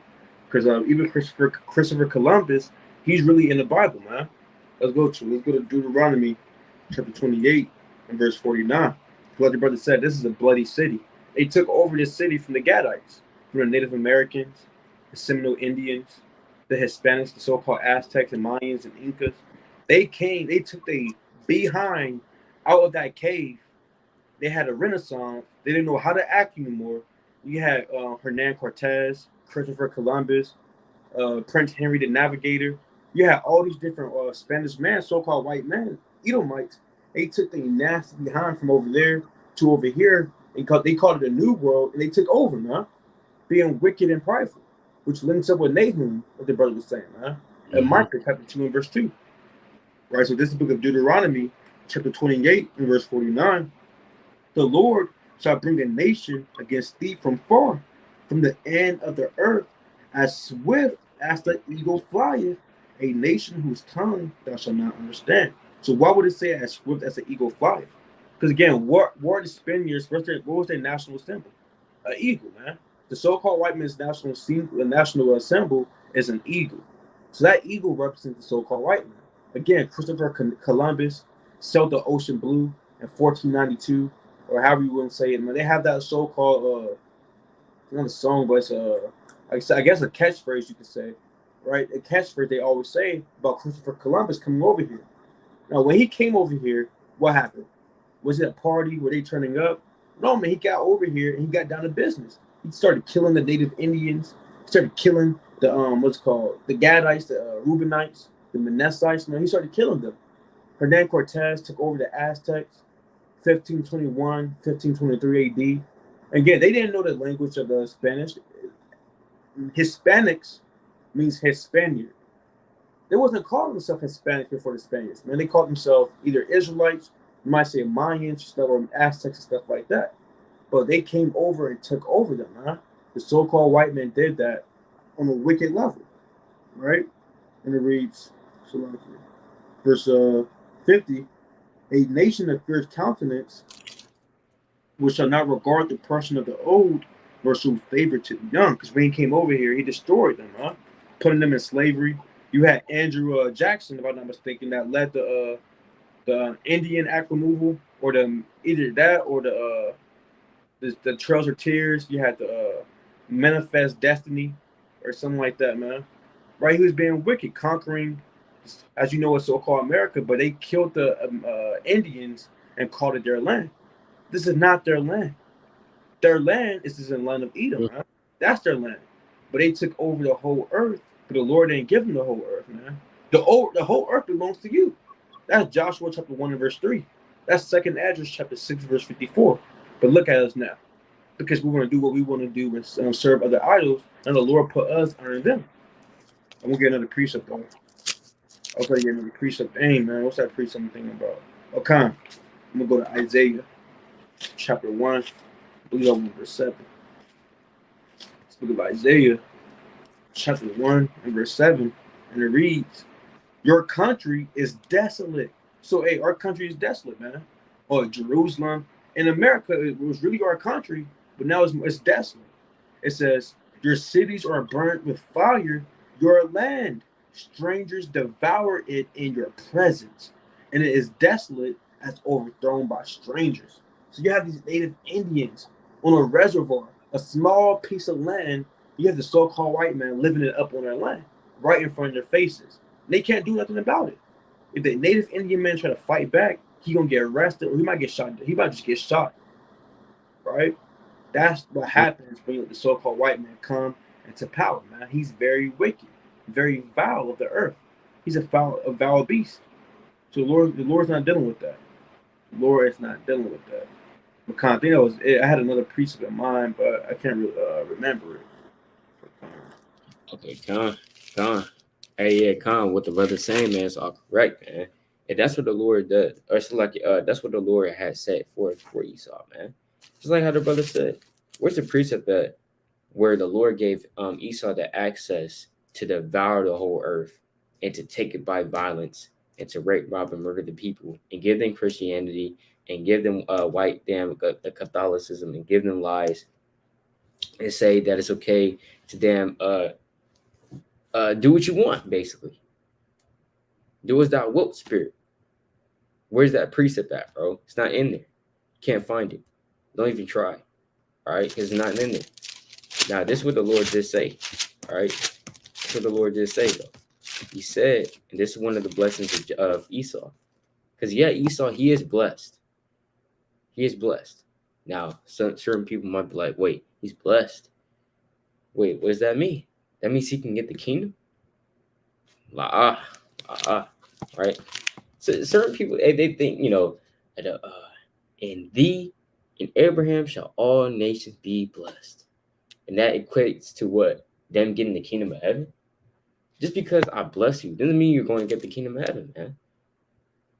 And me as an Israelite, if I bless a heathen, does that mean, okay, now I can hold hands with that heathen to the kingdom of heaven? The heathen is just shouting for joy. He's praising the Most High. He's saying the name wrong. He's trying to praise the Most High, saying the name wrong, And then now let's go to the kingdom. Nah, man, it don't work that way. Hey, me as an Israelite, I have the right to bless who I want. And the Lord said, it's like, and these shall all the nations of the earth be blessed. But whoever blesses us is going to be blessed. And whoever curses us is going to be cursed. And all nations cursed us, man. And you so-called white people, man, you cursed us the most. So how in the hell would you ever think that you can get salvation? How in the hell, if you know what I'm saying? It's just madness, right? But I'm going to read it real quick. Genesis 37, So this is Esau's blessing. All right. And it doesn't mean, and no, it doesn't mean that he's going to get the kingdom. It's just a blessing. And it's really, because this is how the Lord works. He will bless you with a curse, man. That's what the Lord does. He will bless you with something, but it's not a real blessing, right? It's basically this blessing of Satan. Like Satan, he'll bless you with certain things. Like for example, he'll bless you with a let's say he blesses you with a new brand new phone. All your life you had a damn flip phone. You had a flip phone, and then you finally upgraded to a Samsung, a Galaxy 6 9 Samsung. Everybody's laughing at you. Hey, everybody's laughing at you. I remember the brother told me, and then the battery fell out.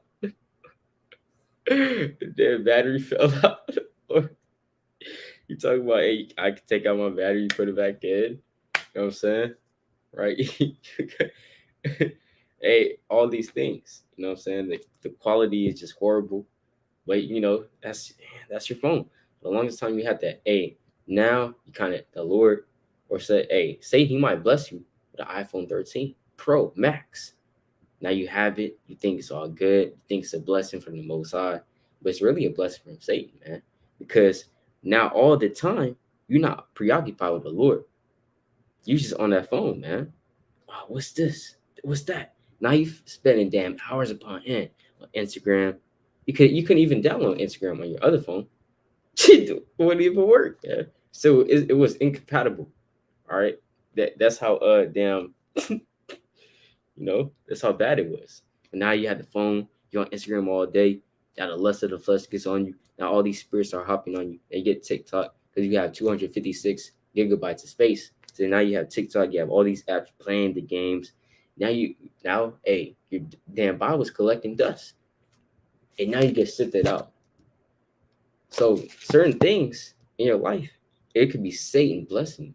So when we read Jacob's blessing, is it really a blessing from the Most High, or is it a blessing from Satan? Right? Let's see. And now we know all things from the Lord, but let's just read it on a certain level. Right? Genesis chapter 27, verse 38. It says, and Esau said unto his father, hast thou but one blessing, my father? Bless me, even me also, O my father. And Esau lifted up his voice and wept. So, just like how it says in Hebrews 12 and 17, Esau, he sought it carefully with tears, man. You know what I'm saying? He was like, hey, please, can you bless me too? Please. This, and the third, right? Verse 39. And Isaac, his father, answered and said unto him, behold, thy dwelling shall be the fatness of the earth, and of the dew of heaven from above. And by thy sword shalt thou live, and shalt serve thy brother. And it shall come to pass that when thou shalt have the dominion, that thou shalt break his yoke from off thy neck. See that? So Esau's blessing is to have the fatness of the earth and of the dew of heaven from above. Right? Now, also to what to live by the sword. That's why Esau, he loves his guns. And he's saucy with the gun, man. Pull out the clip, damn, reload it in like 1.2 seconds. Damn. Then, precision. Jake, he's holding it sideways, man. He's shooting the gun sideways. Hey, Jake's like, damn, the gun's jamming up, all this other stuff. Jake, do you know how to build up a gun in damn 5 seconds? Esau knows how to do that. Damn, it's second nature to him, because that's his blessing. But that's really a blessing from Satan, man. Really are going to be blessed with the sword, right? And what is Esau doing with the sword? To kill and to conquer. That's what he's doing with it, right? Also, and with the blessing, it says the fatness of the earth. Now, with that fatness of the earth, that means Esau, guess what? He's going to rule the earth. But the Lord said, last time I checked in Job 9 and 24, the Lord didn't really give it to him. It was Satan, because it says the earth is given to the hand of the wicked. Because remember, Esau, he made dealings with Satan. Just like the spirit of Cain, he chose Satan over the Lord. So therefore, Satan, he gave him knowledge to build cities, to be a cunning workman. Satan, he gave him knowledge and stuff like that. But guess what? It's really all those blessings from Satan is really not going to profit you at the end, right? But Con, you got it though. Like the brother's saying, man, Jake over here holding the pistol sideways. It backfires on him. It's jammed up. He gets shot down by somebody else. Right? Jake, they don't know how to carry a weapon, man. They think they know how to. They think they know they're doing something by shooting somebody sideways, right? With the extendo on the clip. We got Esau. He got that perfect form. He's kneeling down. He's squatting, right? He know how to shoot you, right? So that's made for him. Like the brothers, they can detach the whole weapon and put it right back together in a minute. While Jake came and put the clip in the right way, man. That's why it's jammed up, because you put it in the wrong way. So Jake, yeah, man, that's madness. But the brother said, this is their portion. This is their life. Right. Yeah, there's lots to this thing. This is their lot, and they got to deal with it. Our lot is the time to come. So we're going to rule forever, even forever and ever. Right? This is the book of Wisdom of Solomon, chapter 2 and verse 1. For the ungodly said, so again, like the brother's saying too, you're not going to see American in the Bible. You're not going to see Caucasian in the Bible. You won't see these different terms of the so-called white man in the Bible. You will see code names and hip talk of these men in the Bible, man. The same way we have bywords of ourselves, we get called niggas, Negroes, African Americans, stuff like that. Nowadays, hey, the so-called white man has bywords in the Bible. Their bywords are called the son of perdition, the ungodly, the wicked, Esau, Edom, all these different what's it called? Even the devil, Satan, the serpent, right? These are all their bywords in the Bible, man. So you have to understand, like the brother said, have the eyesight to be able to see and have your ears open to be able to hear what's really going on, because the Lord speaks in codes, right? So it reads, Wisdom of Solomon, chapter 2 and verse 1, for the ungodly said, reasoning with themselves. So this is what they think about. But not all right. Our life is short and tedious, and in the death of a man there is no remedy, neither was there any man known to have returned from the grave. You see that? So they said that this life is short and tedious. It tells you in Job chapter 14 and verse 5 that they know they have a short time. No, that's Revelation 12. But Job 14 and verse 5 is seeing their time is short. Let me see. Can't really paraphrase that one right there. Get that right there, though. It's been Job chapter 14. Job 14 verse 5. Bear with me, let me get there. All hell breaking loose at once. Phone falling. The book of Job 14 and verse 5.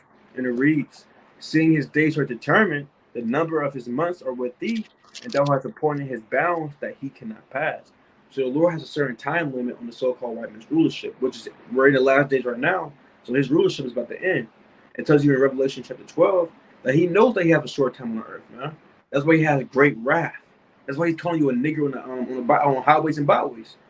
He's calling you a nigger in the streets. That's why you have got people getting killed down in the streets right now, man, because they know they have a short time, right?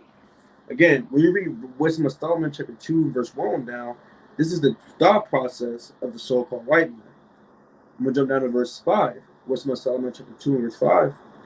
For our time is a very shadow that passeth away, and after our end there is no returning, for it is fast sealed, so that no man cometh again. Come on, therefore, let us enjoy the good things that are present, and let us speedily use the creatures like as in youth. So this is what they're thinking about. Let us have a great time. Let us do whatever we can do while we're ruling, man, because this is the only time we can do whatever we want to do. They know that they will have to go into slavery, and after that, they will have to get put to death and go into the grave, man. They know these things. That's why you always see them go on vacation. Jake barely goes on vacation, man. They see their scenery is the hood, the ghettos, the concrete jungle. That's their scenery. The so-called white men, every fall break, every break they get, they're going on vacation, man. I don't know about y'all, but every time I was in school, every break coming up, I'll always say, "Yeah, I'm going here for vacation. I'm going here. I'm going here." Hey, what you doing? I'm staying home. I'm not going on vacation. Who got that type of money, man? Right? Let's go. Yeah, I'm going home, man. What's it called? I'm gonna jump down to verse 10. Let us oppress the poor, righteous man. Let us not spare the widow, nor ravage the ancient gray hairs of the age. Let our strength be the law of justice, for that which is feeble is found to be nothing worth.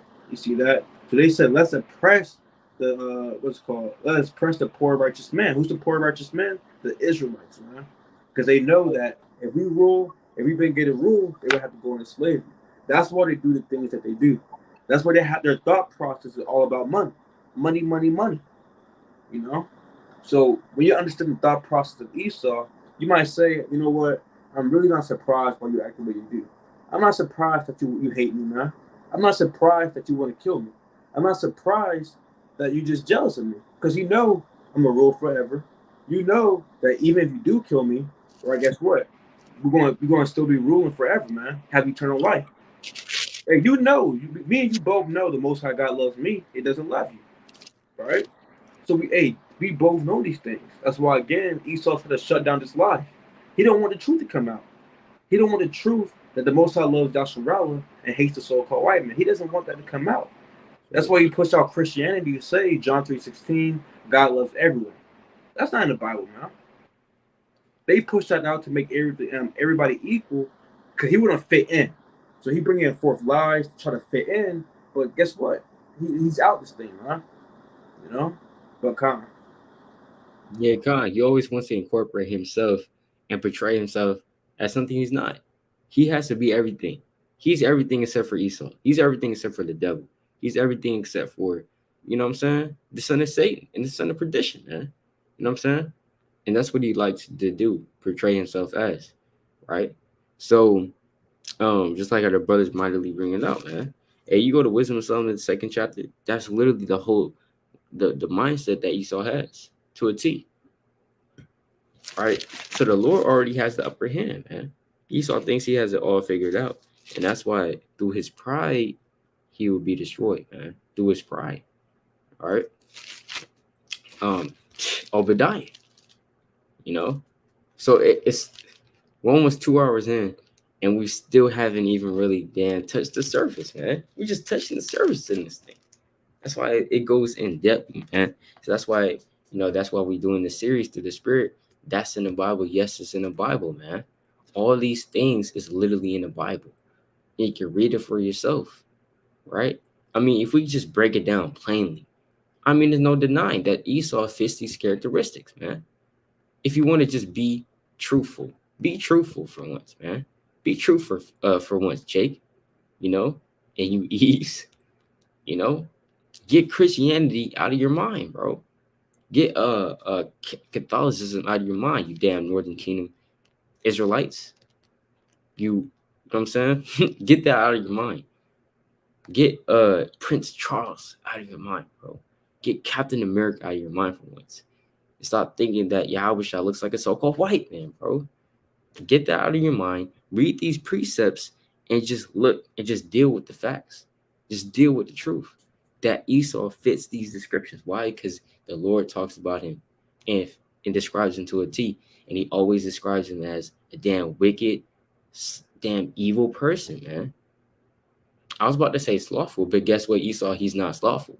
You, Jake, you could be deemed slothful, man. Just sitting up on the couch, smoking dope, not doing anything, saying, why would I get a job? I can just go rob it, So why would I get a job? That's madness. But Esau, guess what? Esau, he worked harder than Jake, man. Sometimes, man. He worked harder than Jake. He working day and night. How can we get these Israelites to, how can we infiltrate W5? How can we infiltrate Sakari? How can we infiltrate the truth, man? He's up late night. Hey, I'm gonna get this precept. You don't believe it? Hey, I'm gonna get this precept, man. Don't let Esau, man, outwork you. He's up late nights and he's studying how this truth, how he can hinder this truth. He's literally to make these institutional laws, right? Constitutional racism, man. Basically putting out certain laws that prohibit so-called minorities, right, the Israelites, from striving, and they benefit other Edomites, but they're detrimental to Israelites. That's literally constitutional racism and institutionalized racism. They'll literally put out laws that prohibit the Israelite man or woman to strive and to actually get out the predicaments that we're in this country. All right. And there's plenty of examples of that. But guess what? Esau had to literally sit down and think of that. You know, of course, ultimately, he might pray to Satan. You know what I'm saying? Satan might give him that knowledge, but he had to literally put in that effort to do so, man, to write those laws out and to literally pass out those laws through legislation, right? But let's go to Proverbs chapter 4 and verse 16. For they sleep not, except they have done mischief. So Esau, he doesn't sleep until he had done some mischief, some evil. Just like how the servants of the Most High, they can't go to sleep without reading. You know, they try to, you know what I'm saying? They can't sleep right if they don't pray. They don't sleep good if they don't do the work of the Lord. You know, it says, for they sleep not except they have done mischief, and their sleep is taken away unless they cause sun to fall. And they want us to fall, man. They want us to fall. Esau literally staying up late nights, man, itching, scratching. Man, I need to do some wicked. I need to do some evil. I need to cause some to fall. Right? So it says what? For they drink the bread of wickedness and drink the wine of violence. Right? Last time I checked, you have to drink and you have to eat to survive. So in order for Esau to survive, in order for him to feel good and to feel right, he has to do evil, man. You ever wonder why he goes and just takes people and kills them and then eats and drink right after like it's nothing? It's in his spirit to do so, you know? So, but yeah, Khan, you got it, King. Kanye, when you really look at the history of everything, man, Esau really preying on the downfall of the Israelites. Like, let me get his precept real quick. Obadiah. I'm gonna say the rest for the brother. I know he wouldn't get in that Obadiah, man. But it's Obadiah, verse I'm gonna start at verse 13, and it reads, "Thou shouldest not have." When you read Obadiah, it goes into the judgment of Edom. You know, we went over that the Edomites are the so-called white man. It reads, thou shouldest not have entered into the gate of my people in the day of their calamity. Yeah, thou shouldest not have looked on their affliction in the day of their calamity, nor have laid hands on their substance in the day of their calamity, man. So when you down and stuff like that, Esau likes to further the affliction. He like the brother said, come out with wicked laws to make you more oppressed. It tells you even with these Egyptians, these Hamites, they took crafty counsel against the Israelites. Psalm 53, they took crafty counsel against the Israelites, man. These nations hate you. You have enemies. That's Deuteronomy 28, verse 68, that we were sold into our enemies. Luke 21:24 tells you we were sold into all the nations, man. So all these nations are our enemies. Let me get a precept real quick. All right. This is the first Maccabees, chapter 6, and verse 18. And it reads, about this time, they that were in the tower shut up the Israelites. So these wicked men shut up the Israelites, man. They shut up the Israelites. They got putting you in FEMA camps, putting you in concentration camps, putting you in prison, and locking you in there, giving you life in prison, man. Giving you the death penalty with lethal injection.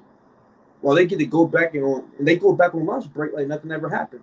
After they put you to death with a guillotine, like the brother said, it doesn't hurt their spirit. They go back to their family. They clock out a shift. They go back to their family and eat a raw steak with his family, man. Like nothing ever happened. Like it's another ordinary day. Like I said, his spirit is not upright, man. He's very crooked, right? It reads about this first Maccabees chapter 6 and verse 18.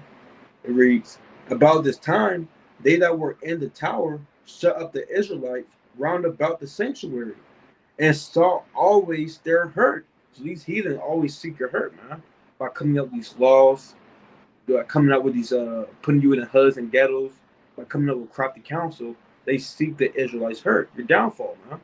That's why they put Planned Parenthood in your in the hood. They put alcohol in your hoods. They put drugs in your hoods. They put all these fast food and unhealthy foods in the hoods where the so-called black man lives, the so-called white, not white, so-called black woman lives. But in their place in the Beverly Hills, Orange County, where they live at, guess what? They got Panera Bread. They got all these fancy restaurants, or Ruth Chris. They got all these nice restaurants, healthy restaurants and stuff like that. Kind of, you got it.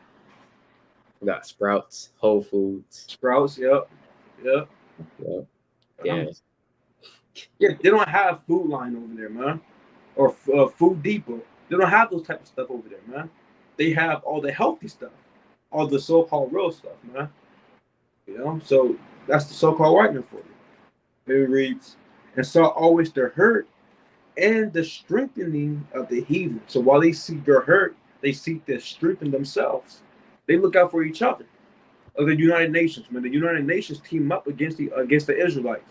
You really think when the United Nations come together, they're discussing the world population, or they're discussing the humanity, what's it called, the air pollution? No, the main thing on the table is how do we destroy the Israelites? Again, that goes back to Psalms 83, crafty counsel, man. So you have heathen, especially the so-called white man that wants to seek your downfall. Let me get two more precepts real quick on that. Let's go to Isaiah chapter 47 and verse 6. Isaiah chapter 47 and verse 6. And it reads, I was wroth with my people. Right. The Lord, he gets mad at his people, the house of Israel, for not keeping his commandments. That's to and fro in the Bible, man. And that's Psalms 107. When you read the whole book of Psalms 107, that's Psalms 106 and verse 41 on down. That's Deuteronomy 28 verse 15. That's Jeremiah 11 verse 3. So many precepts that shows you the Lord gets wroth when we don't keep his commandments. It reads, I was wroth with my people. I have polluted my inheritance and given them into thy hand. Thou didst shew them no mercy. Upon the ancient hast thou very heavily laid thy yoke. So the Lord said, you have showed them no mercy, man. And you reap what you sow. It tells you in Psalms 109, David says, show them no mercy, man. Show them no mercy. I believe that's Psalms 109 and verse 12. I'm going to get that real quick. I'm going to get two more precepts there. All right, I'm going to get Psalms 109 and verse 12. When you read, David was going in about the so-called white man, and about, it's many-fold. Psalms 109, Judas the Iscariot, the so-called white man, right? And this is a Psalm 109 and verse 12, and it reads, let there be none to extend mercy unto him, neither let there be any to favor his fatherless children. Let his posterity be cut off, and in the generation following, let their name be blotted out. I'm going to jump down. That's how I do. And David had a perfect heart with the Lord, man. Verse 15, let them be before the Lord continually, that he may cut off the memory of them from the earth, because that he remembered not to show mercy, but persecuted the poor and needy man, that he might even slay the broken in heart. You see that? So he didn't remember to show mercy to the poor and needy. Again, we're the poor and needy. I'm going to get one more. I'm going to get Zechariah chapter 11. Verse 15. Let's speak of Zechariah chapter 11 and verse 15. And it reads, well, that's not what I want. Let me see. My church. He didn't show them no mercy. It might be 1 and 15. Hold on. All right, come. I'll praise the Most High. Zechariah chapter 1 and verse 15. And it reads, and I am very sore displeased with the heathen that are at ease. So these heathen, the so-called Chinese man, the so-called white man, the so-called Japanese man, the so-called Arabian man, East Indian man, the African man, these heathen are at ease. They live a very comfortable lifestyle.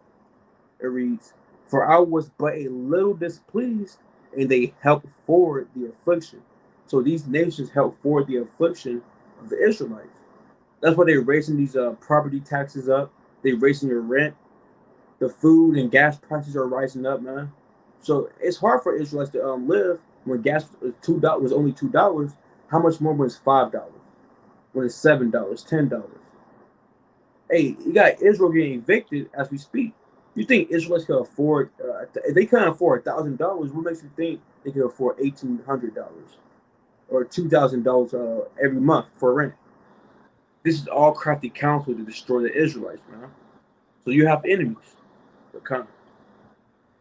Hey, Khan, man, that's right, man. It's like how the brother's going into. Hey, Esau is your enemy, man. It's literally in the scriptures, man. Right? And we've been enemies even in the scriptures. Go back to the original man, Esau and Jacob. They're literally fighting in the womb, right? Even when you go to the book of Ezekiel, chapter 35, I'll make it this precept real quick. Ezekiel 35 and verse 5, because thou hast had a perpetual hatred.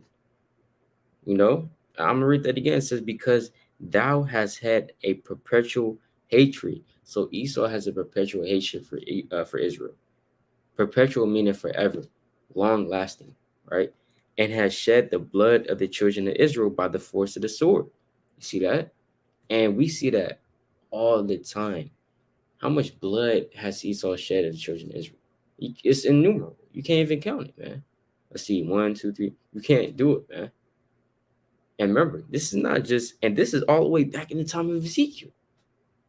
In the time of Ezekiel, the Most High was literally saying, I'm going to skip up verse 1. It says, moreover, the word of the Lord came unto me, saying, Son of man, set thy face against Mount Seir and prophesy against it, man. Shake the hand at it. And this is before Esau came into Europe, devoured the Japhites there, took their land, damn, you know what I'm saying, superseded them, and also basically came into power as the Greeks, came into power as the Romans, came into power as the French, the Germans, etc., in the respective Edomite kingdom. You know what I'm saying? It was before all of that. It was before the transatlantic slave trade. So if it was even before all of this, how much more now, man? You know, how angry is the Lord, right? It says, and say unto it, thus saith the Lord God, behold, on Mount Seir, I am against thee. See that? And I'll stretch out mine hand against thee, and I'll make thee most desolate. Now the Lord, he's saying, behold, on Mount Seir, I'm against thee. Is the Lord hating the mountain? Nah, man. The Lord's just angry at the mountain. And the mountain is just sitting there. Right? He's angry at the mountain. He's going to destroy the mountain. No, mountains are known as nations, man. You got Jerusalem is set upon a mountain, man. Right? So when the Lord says, guess what, Jerusalem shall be trodden down of the Gentiles, I mean, it's literal, right? Yeah, you're going to have the Gentiles in Israel, but you're also going to have what? The Gentiles trodden down the church in Israel, because we're Jerusalem, right? On a spiritual level. That's why you got these heathen, they're trotting us down, man. Economically, you can't, you know what I'm saying? You can't get above these nations. Economically, financially, in terms of where you want to live at, you're always getting pushed towards the ghettos. You can't live where they live. And if you try to live where they live, you're always getting problems. You can barely keep up with the rent. Hey, the rent for them, it's easy. They got it. They chilling. But you kind of barely, I don't know, I got to cut certain things out. It's not a third. Hey, so it's hard for us, like other brothers going into. But going back to this, it says, behold, O Mount Seir, I am against thee, and I'll stretch out my hand against thee, and I'll make thee most desolate. I'll lay thy cities waste, and thou shalt be desolate, and thou shalt know that I am Yahweh, because thou hast had a perpetual hatred, and hast shed the blood of the children of Israel by the force of the sword in the time of their calamity, in the time that their iniquity had an end. Therefore, as I live, saith the Lord God, I will prepare thee unto blood, and blood shall pursue thee. Sith thou hast not hated blood, even blood shall pursue thee. And this is the so-called white man in the Bible. He has not hated blood. Christopher Columbus, he did not hate blood. Huh? All these mighty men of Esau, right? They did not hate blood. They love blood. Shit. Blood killing the blood, it's like the children of Israel unjustly, innocently. They love it, man. They love to shoot up so-called black man. They love to shoot up so-called Hispanic, right? So-called Native American. They love to do that, man. They came over here, it was like game to them. and the Lord said it is a sport to fools. Salaki, folly is a sport to fools, right? I'm gonna get the precept. Proverbs 15. This is the book of Proverbs, chapter 15, right? And verse 21. But there's also another precept though, right? When the Lord literally said it's a sport to him, right? But hold on, let me see. Oh yeah, con right here. This is the book of Proverbs, chapter 10, verse 23. All praises. It says, "It is a sport to a fool to do mischief." So it's a sport to a fool to do mischief. And Esau is that fool in this context. And it's a sport to do Slakia, to do mischief. He loves to do evil. It's like a game to him, you know. Let's see how many damn Gadites we can kill today. Let's see how many babies we can get aborted of the daughters of Judah. You know, stuff like that, man. It is a sport to a fool to do mischief, but a man of understanding have wisdom, and a man of understanding is going to abstain from doing those things. Right? Let's go to Proverbs chapter 15 verse 21. Folly is joy to him that is destitute of wisdom. So folly is joy to him that is destitute of wisdom. If you destitute of wisdom, just what Esau is, he doesn't have the wisdom of the Most High. Folly, doing the wickedness, doing just mad evil, that's joy to him. He loves doing that, right? But a man of understanding walketh uprightly, all right?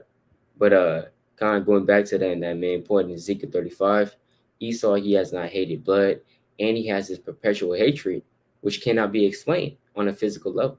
You have to go to these Bible. You have to go to the Bible, man, to understand why Esau hates you. Because if you try to figure it out by yourself, you're not going to be able to figure it out. There's literally no reason why Esau should hate you. I mean, if you're not incorporating the Bible, that is. Let's just look at history. What did so-called black people do to the so-called white man? Let's just look at it. Nothing. We're just minding our business. All of a sudden, Esau on these great ships just came by, damn, traded us with the Hamites, said, yeah, we'll take them we'll take it from here.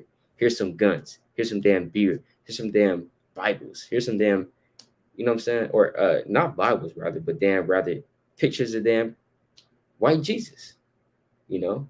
Here's some bug ass infested ass blankets, you know, and giving them damn diseases.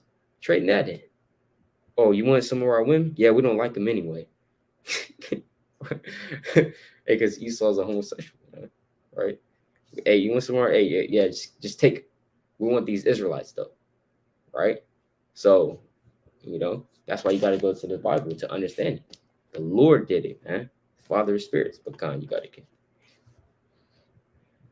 I want to appreciate the link up with that too. Touch on another man. The first Maccabee.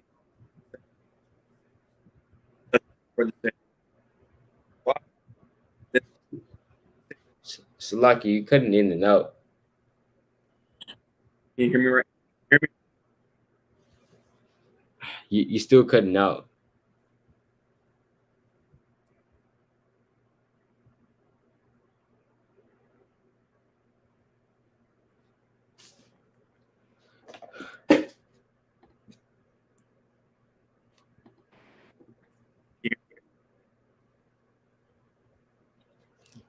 Talk again. Can you hear me now? Yeah, go on. Maccabee 7 verse 26. A Nicodemus, that was a white man.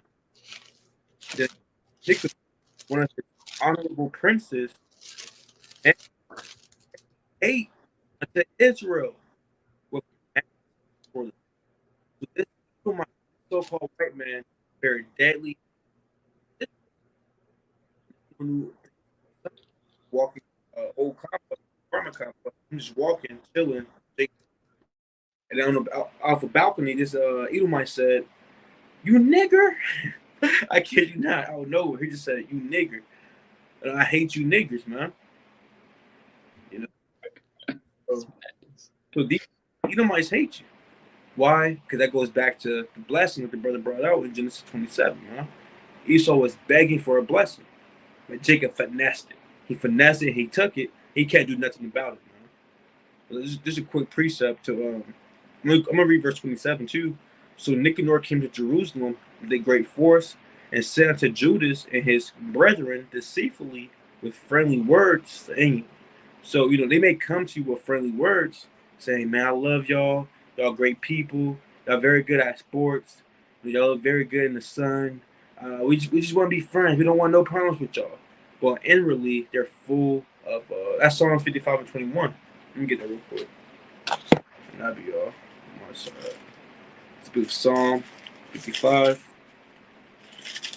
and verse 21. And it reads, "The words of his mouth were smoother than butter, but war was in his heart." So like Christopher Columbus, he came in a smooth manner. He used his words to get what he wanted, man. Saying, "Yeah, we're friendly people.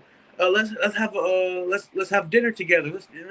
We're very cool people, man." It sounds good, but guess what happened? Christopher Columbus overtook them and destroyed them, man. That's why it says war was in his heart. The so-called white man is known for speaking smoothly, but inwardly, that demon on the inside wants to destroy you. That's why you can't believe people when they try to give you a gift or they trying to hype you up or something like that. You can't believe them, man. It reads, "His words were softer than oil, yet were they drawn swords." Yeah, if you want a witness about this, go ask the native Indians. They'll tell you about it. Go ask the Aztecs and the Mayans and Incas. They'll let you know if it's true or not, man. They're gonna say, "Yes, this is true." The so-called white man, he speaks very soft words. They tell me good things, but next thing I know, I had a brick upside my head, and now I'm in the spiritual world. They're gonna tell you these things, man, right? Because Esau is wicked. But that's all I got, King.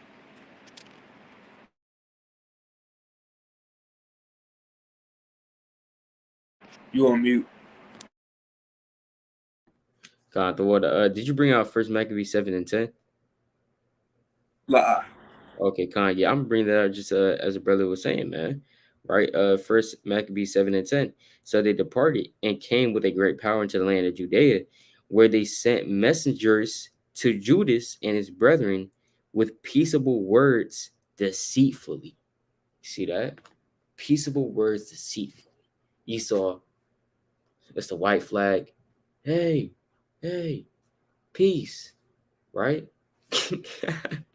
Hey, Esau, bro. Hey, he's deceitful. And our people was like, because remember, man, hey, that's wicked, bro. Because they take advantage of the compassion that the Lord, it's like that the Lord gave us, man. Because the Lord, he made us a compassionate people, right? He made us a compassionate people, a forgiving people, man. Right? That's why you have Jake still in 2022 saying, we can overcome. Damn, F that, man. You gotta stay that to Jake though. You gotta bang it in his mind and wake his ass up, man. Stop being damn so forgiving to the damn so-called white man Esau, who cannot be changed, man. He's the same as he was ever since he came out the womb. He's been the same. He's never changed, man. Where's the account of Esau? Where's the account of Esau saying, "I repented, I repent, please forgive me. I will be righteous. I will keep the laws." That's nowhere in the Bible, bro. And even if he says that, just deceit in his heart, he doesn't actually mean that. He just can't. He just can't change. But let's go to First Maccabees. It says peaceable words deceitfully. So he speaks peaceable words deceitfully with a forked tongue. Hey, that's what the Gadites said. The Gadites called the Edomites with snakes as having forked tongues. They're serpents. They're snakes, man. Right? And the Lord even calls them too. Calls them that too. That's why it says in the garden, the serpent in Genesis 3 and 1. Now we're not saying that's Esau, but the same spirit that was on that man, right, who was called that serpent is on Esau right now, right? Because he's very crafty. He's very crafty and deceitful, like a snake, slithering like a snake, man. You get bit. You get too near it, you get bit. Like that's how the Lord said. It's all right to the 12. You want to play with snakes, right? Kind of going like this, touch the snake. If you keep doing that, if you get bit, who's gonna pity you, bro? You're literally playing with the snake. Just leave his ass alone, you know? Or you trying to play with a damn lion, playing on the lion, touching his nose, right? Kind of touching his ear, trying to play with it. And the lion's not trying to play. He's trying to devour you, man. He's trying to just chill. You trying to arouse this lion up, he's gonna devour you. If you get devoured, hey, it's on you, bro. Shouldn't have been out there. Esau, I can't believe that my cousin got devoured, got bit up, and ate alive by a lion. Why would a lion do that? What do you mean? Why would a lion do that? That's in his nature to do so, man. So the same thing with the so-called white man. We know what's in him. The Lord said what's in him, and the Lord said in Matthew chapter 7 and verse 14 on down. What the Lord say? What said the scripture? It says you know a person by their fruit, man. You know a tree by its fruit. If I come up to a tree, I look at the fruit. If it's bearing apples, that means it's an apple tree. I mean, I don't have to go through a whole breakdown to understand that, right? If I come up to a tree and I see that's bearing almonds, it's an almond tree. There's no if and it, but it's an almond tree. So if I look at Esau, come up to Esau, and I see his fruit, which is his works, it's all evil, malice, iniquity. He's lying. He's known for being a liar. He's known for being deceitful. He's known for just being a fornicator and a profane person. If I know that, then I'm going to take note of that man and mark him. That's that would be wise, right? But if I go to even on a different fold, like men, what I'm saying, hey, Israelites, go to an Israelite. Okay, Israel is known for being wicked, but they're also known for being righteous, and they're known to be the righteous, and that's their lot to be the righteous. So you look at Israel differently, But come, I'm gonna get this precept right here, and then pass it. This is the book of Deuteronomy, chapter 32. Right, Deuteronomy chapter 32 and verse 32. It says,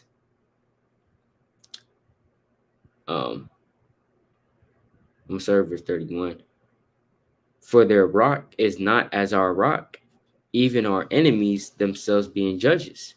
For their vine is of the vine of Sodom, and the fields of Gomorrah. Their grapes are grapes of gall, their clusters are bitter. So Esau, his vine is of the vine of Sodom. Basically, his wine, his philosophy is of Sodom and Gomorrah, and he gives that to you. In Sodom and Gomorrah, what were they doing? Just fornicating. Hey, who knows what Lot had to deal with on the day to day? Because he said that man for seeing and hearing. Seeing and hearing. What did he hear? Hey, we don't even want to get into that, right? Right? It's W5 late, guys. Hey, what did he hear? Hey, just madness. We'll put it like that. It's just madness. For 33. Their wine is the poison of dragons and the cruel venom of asps. So Esau is called an asp. An asp is a snake. So Esau, he's a poisonous snake. So if you come too near, he's going to bite you, and that poison is going to seep through your veins and run through your blood. A lot of our people, they're stung with that poison, and they can't get the poison out of them. And that poison is that it makes you woozy. Even if you get bit by poison, right? Or if you get drunk, you're going to be out of your mind. Like, you're not going to be in your right mind. You're going to be thinking, going to be holding in strange women. You're going to be down over here, over there. You know what I'm saying? You're going to be disoriented. So the same thing with Esau. Bakan, you got it. All right, so same thing with Esau giving that venom to our people. Bakan, you got it. I'm going to do more.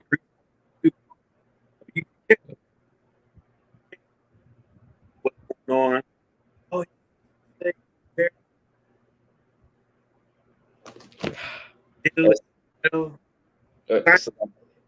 guess what?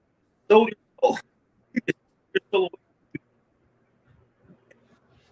it's like you keep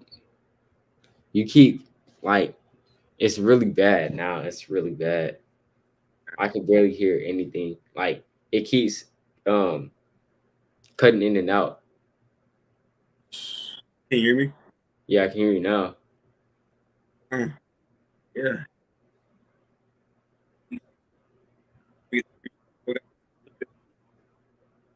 First, first, I can't. It's like it's cutting in and out. It goes mute and then it doesn't go mute. Like if that makes sense.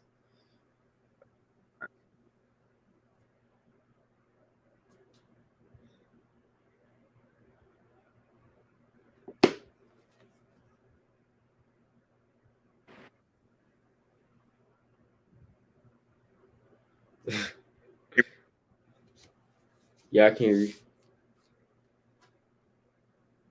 I got two more.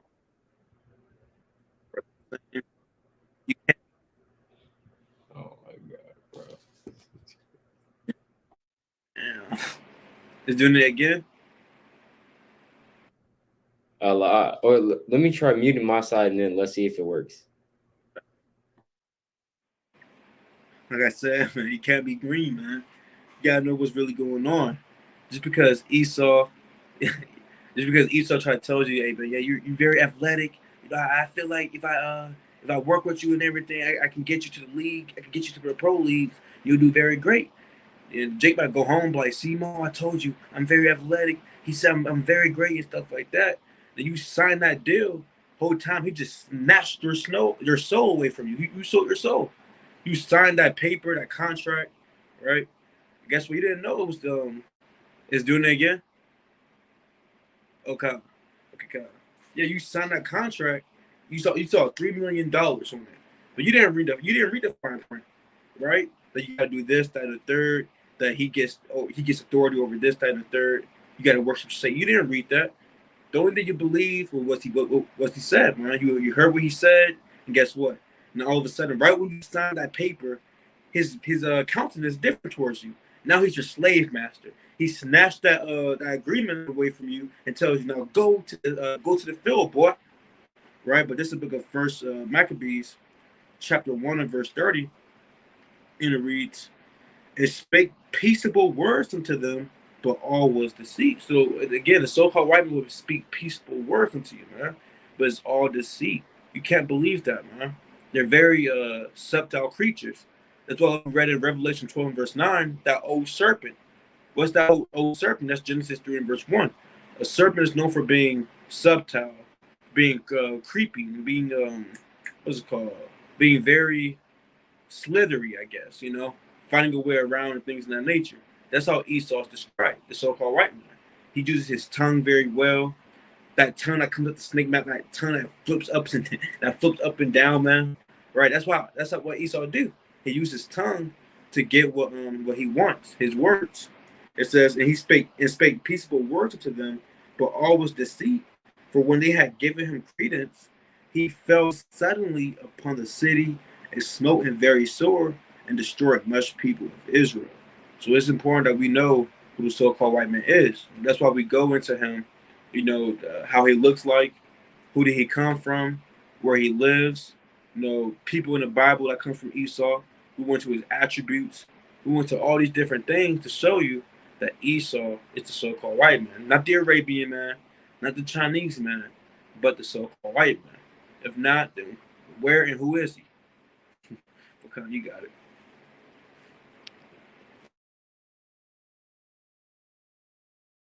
You on mute.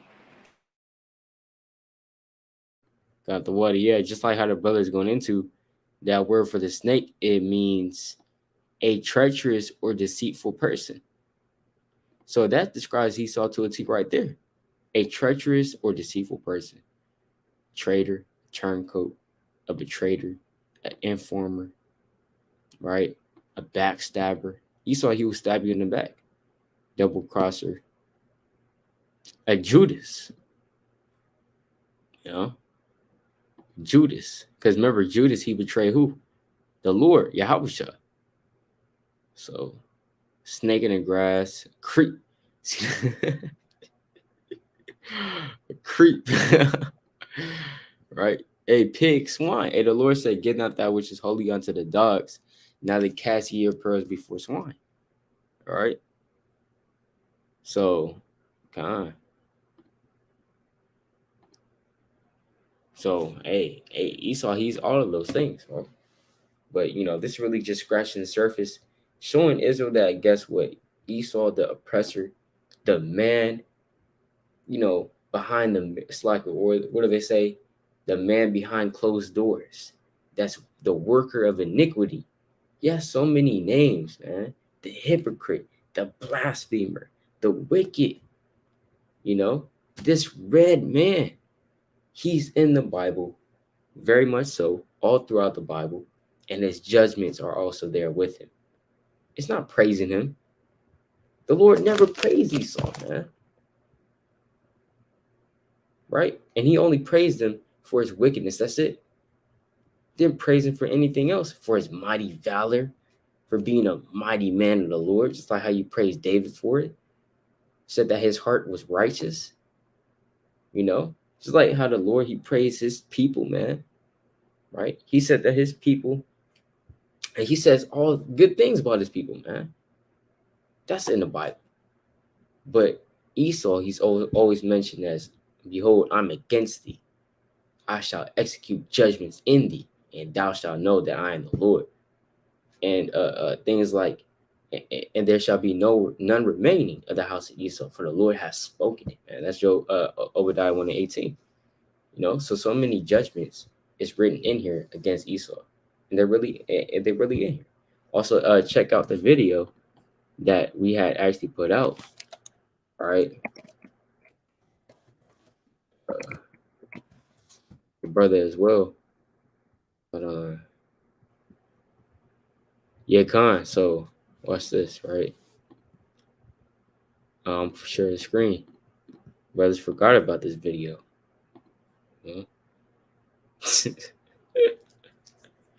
Hey, but in this video, we go through the whole book of Obadiah and break it down through the Spirit. We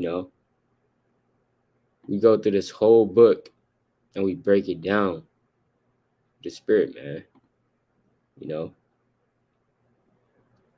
So that's all praising. This was January 22nd. So if you want to check that out, you can check that out. All right. We go through the whole Obadiah chapter. If you read Obadiah, you understand that, okay, yeah, this got to be Esau, bro. It's like, this got to be Esau, bro, white man. There's too many similarities. Just like how we read in Deuteronomy 28 chapter, nobody else on the planet fits these descriptions but the so-called blacks, Hispanics, Native Americans. So stuff like that, man. Right? But with that, we can bring out closing precepts. Mm-hmm. How you? It's very expedient that we get this. We need to book Nehemiah 5 verse 9 real quick. So out there. Just look at Nehemiah. Make sure. Nehemiah 5 verse 9. And it reads, "Also I said, it is not good that you do, ought ye not to walk in the fear of our God, because of the reproach of the heathen or enemies." So it's important that you to know that you have enemies in these last days, man. The Lord has enemies. The Lord has haters, the haters of the Lord. So you gotta understand, if the Lord has enemies, you have enemies. You gotta be set apart. Stop indulging. Stop trying to be one. Stop trying to be that melting pot, man. Come back to your people. Come back to your race. And if you want to join hands in hands with them, Isaiah 13 verse 15 say you're gonna get thrust through. Proverbs 3 verse 31 tells you don't choose the ways of your oppressors, man. So if you still hands in hands with the heathen, so-called white man, so-called Chinese woman, the African woman, the African man, all these different things, you're gonna get thirst through, man. But come on, you got it.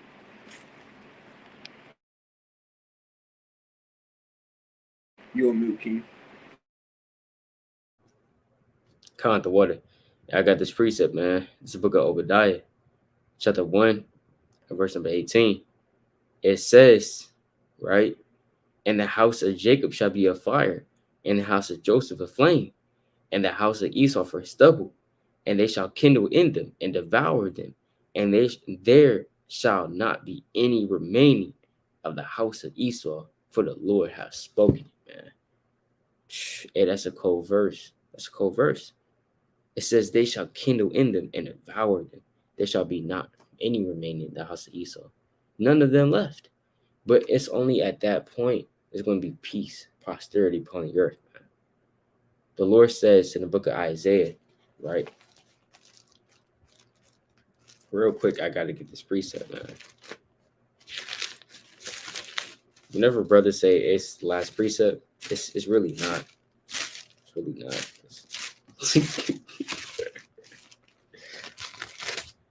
You know, might be like the second to last, right? But let's go to the book of Isaiah, chapter 14 and verse 7. The whole earth is at rest and is quiet. They break forth into singing, right? So that's what's going to, that's literally what's going to happen, man. The whole earth is going to break it forth into singing when Esau is finally put down. When he's humbled, when he's put down, man, into the dust that he belongs in. Right? The whole earth is going to break forth into singing. And it's going to be peace upon the earth. Literally, even peace for you heathen, man. Right? Because it was the so-called white man that rose you guys up and made you guys proud and boast against the Most High God. Say, yeah, let's revolt. Let's damn. Because Esau was your leader. He led you into that. But if you cut off the leader, the whole body falls. And there's a new leader, right? Which is in righteousness and in all holiness, which is first and foremost the Most High God. But secondly, Yahweh, man. He's going to be the leader of the world, man. In the world to come, right? But it says, yeah, the fir trees rejoice at thee, and the cedars of Lebanon, saying, remember, the trees is representation of different people and nations, right?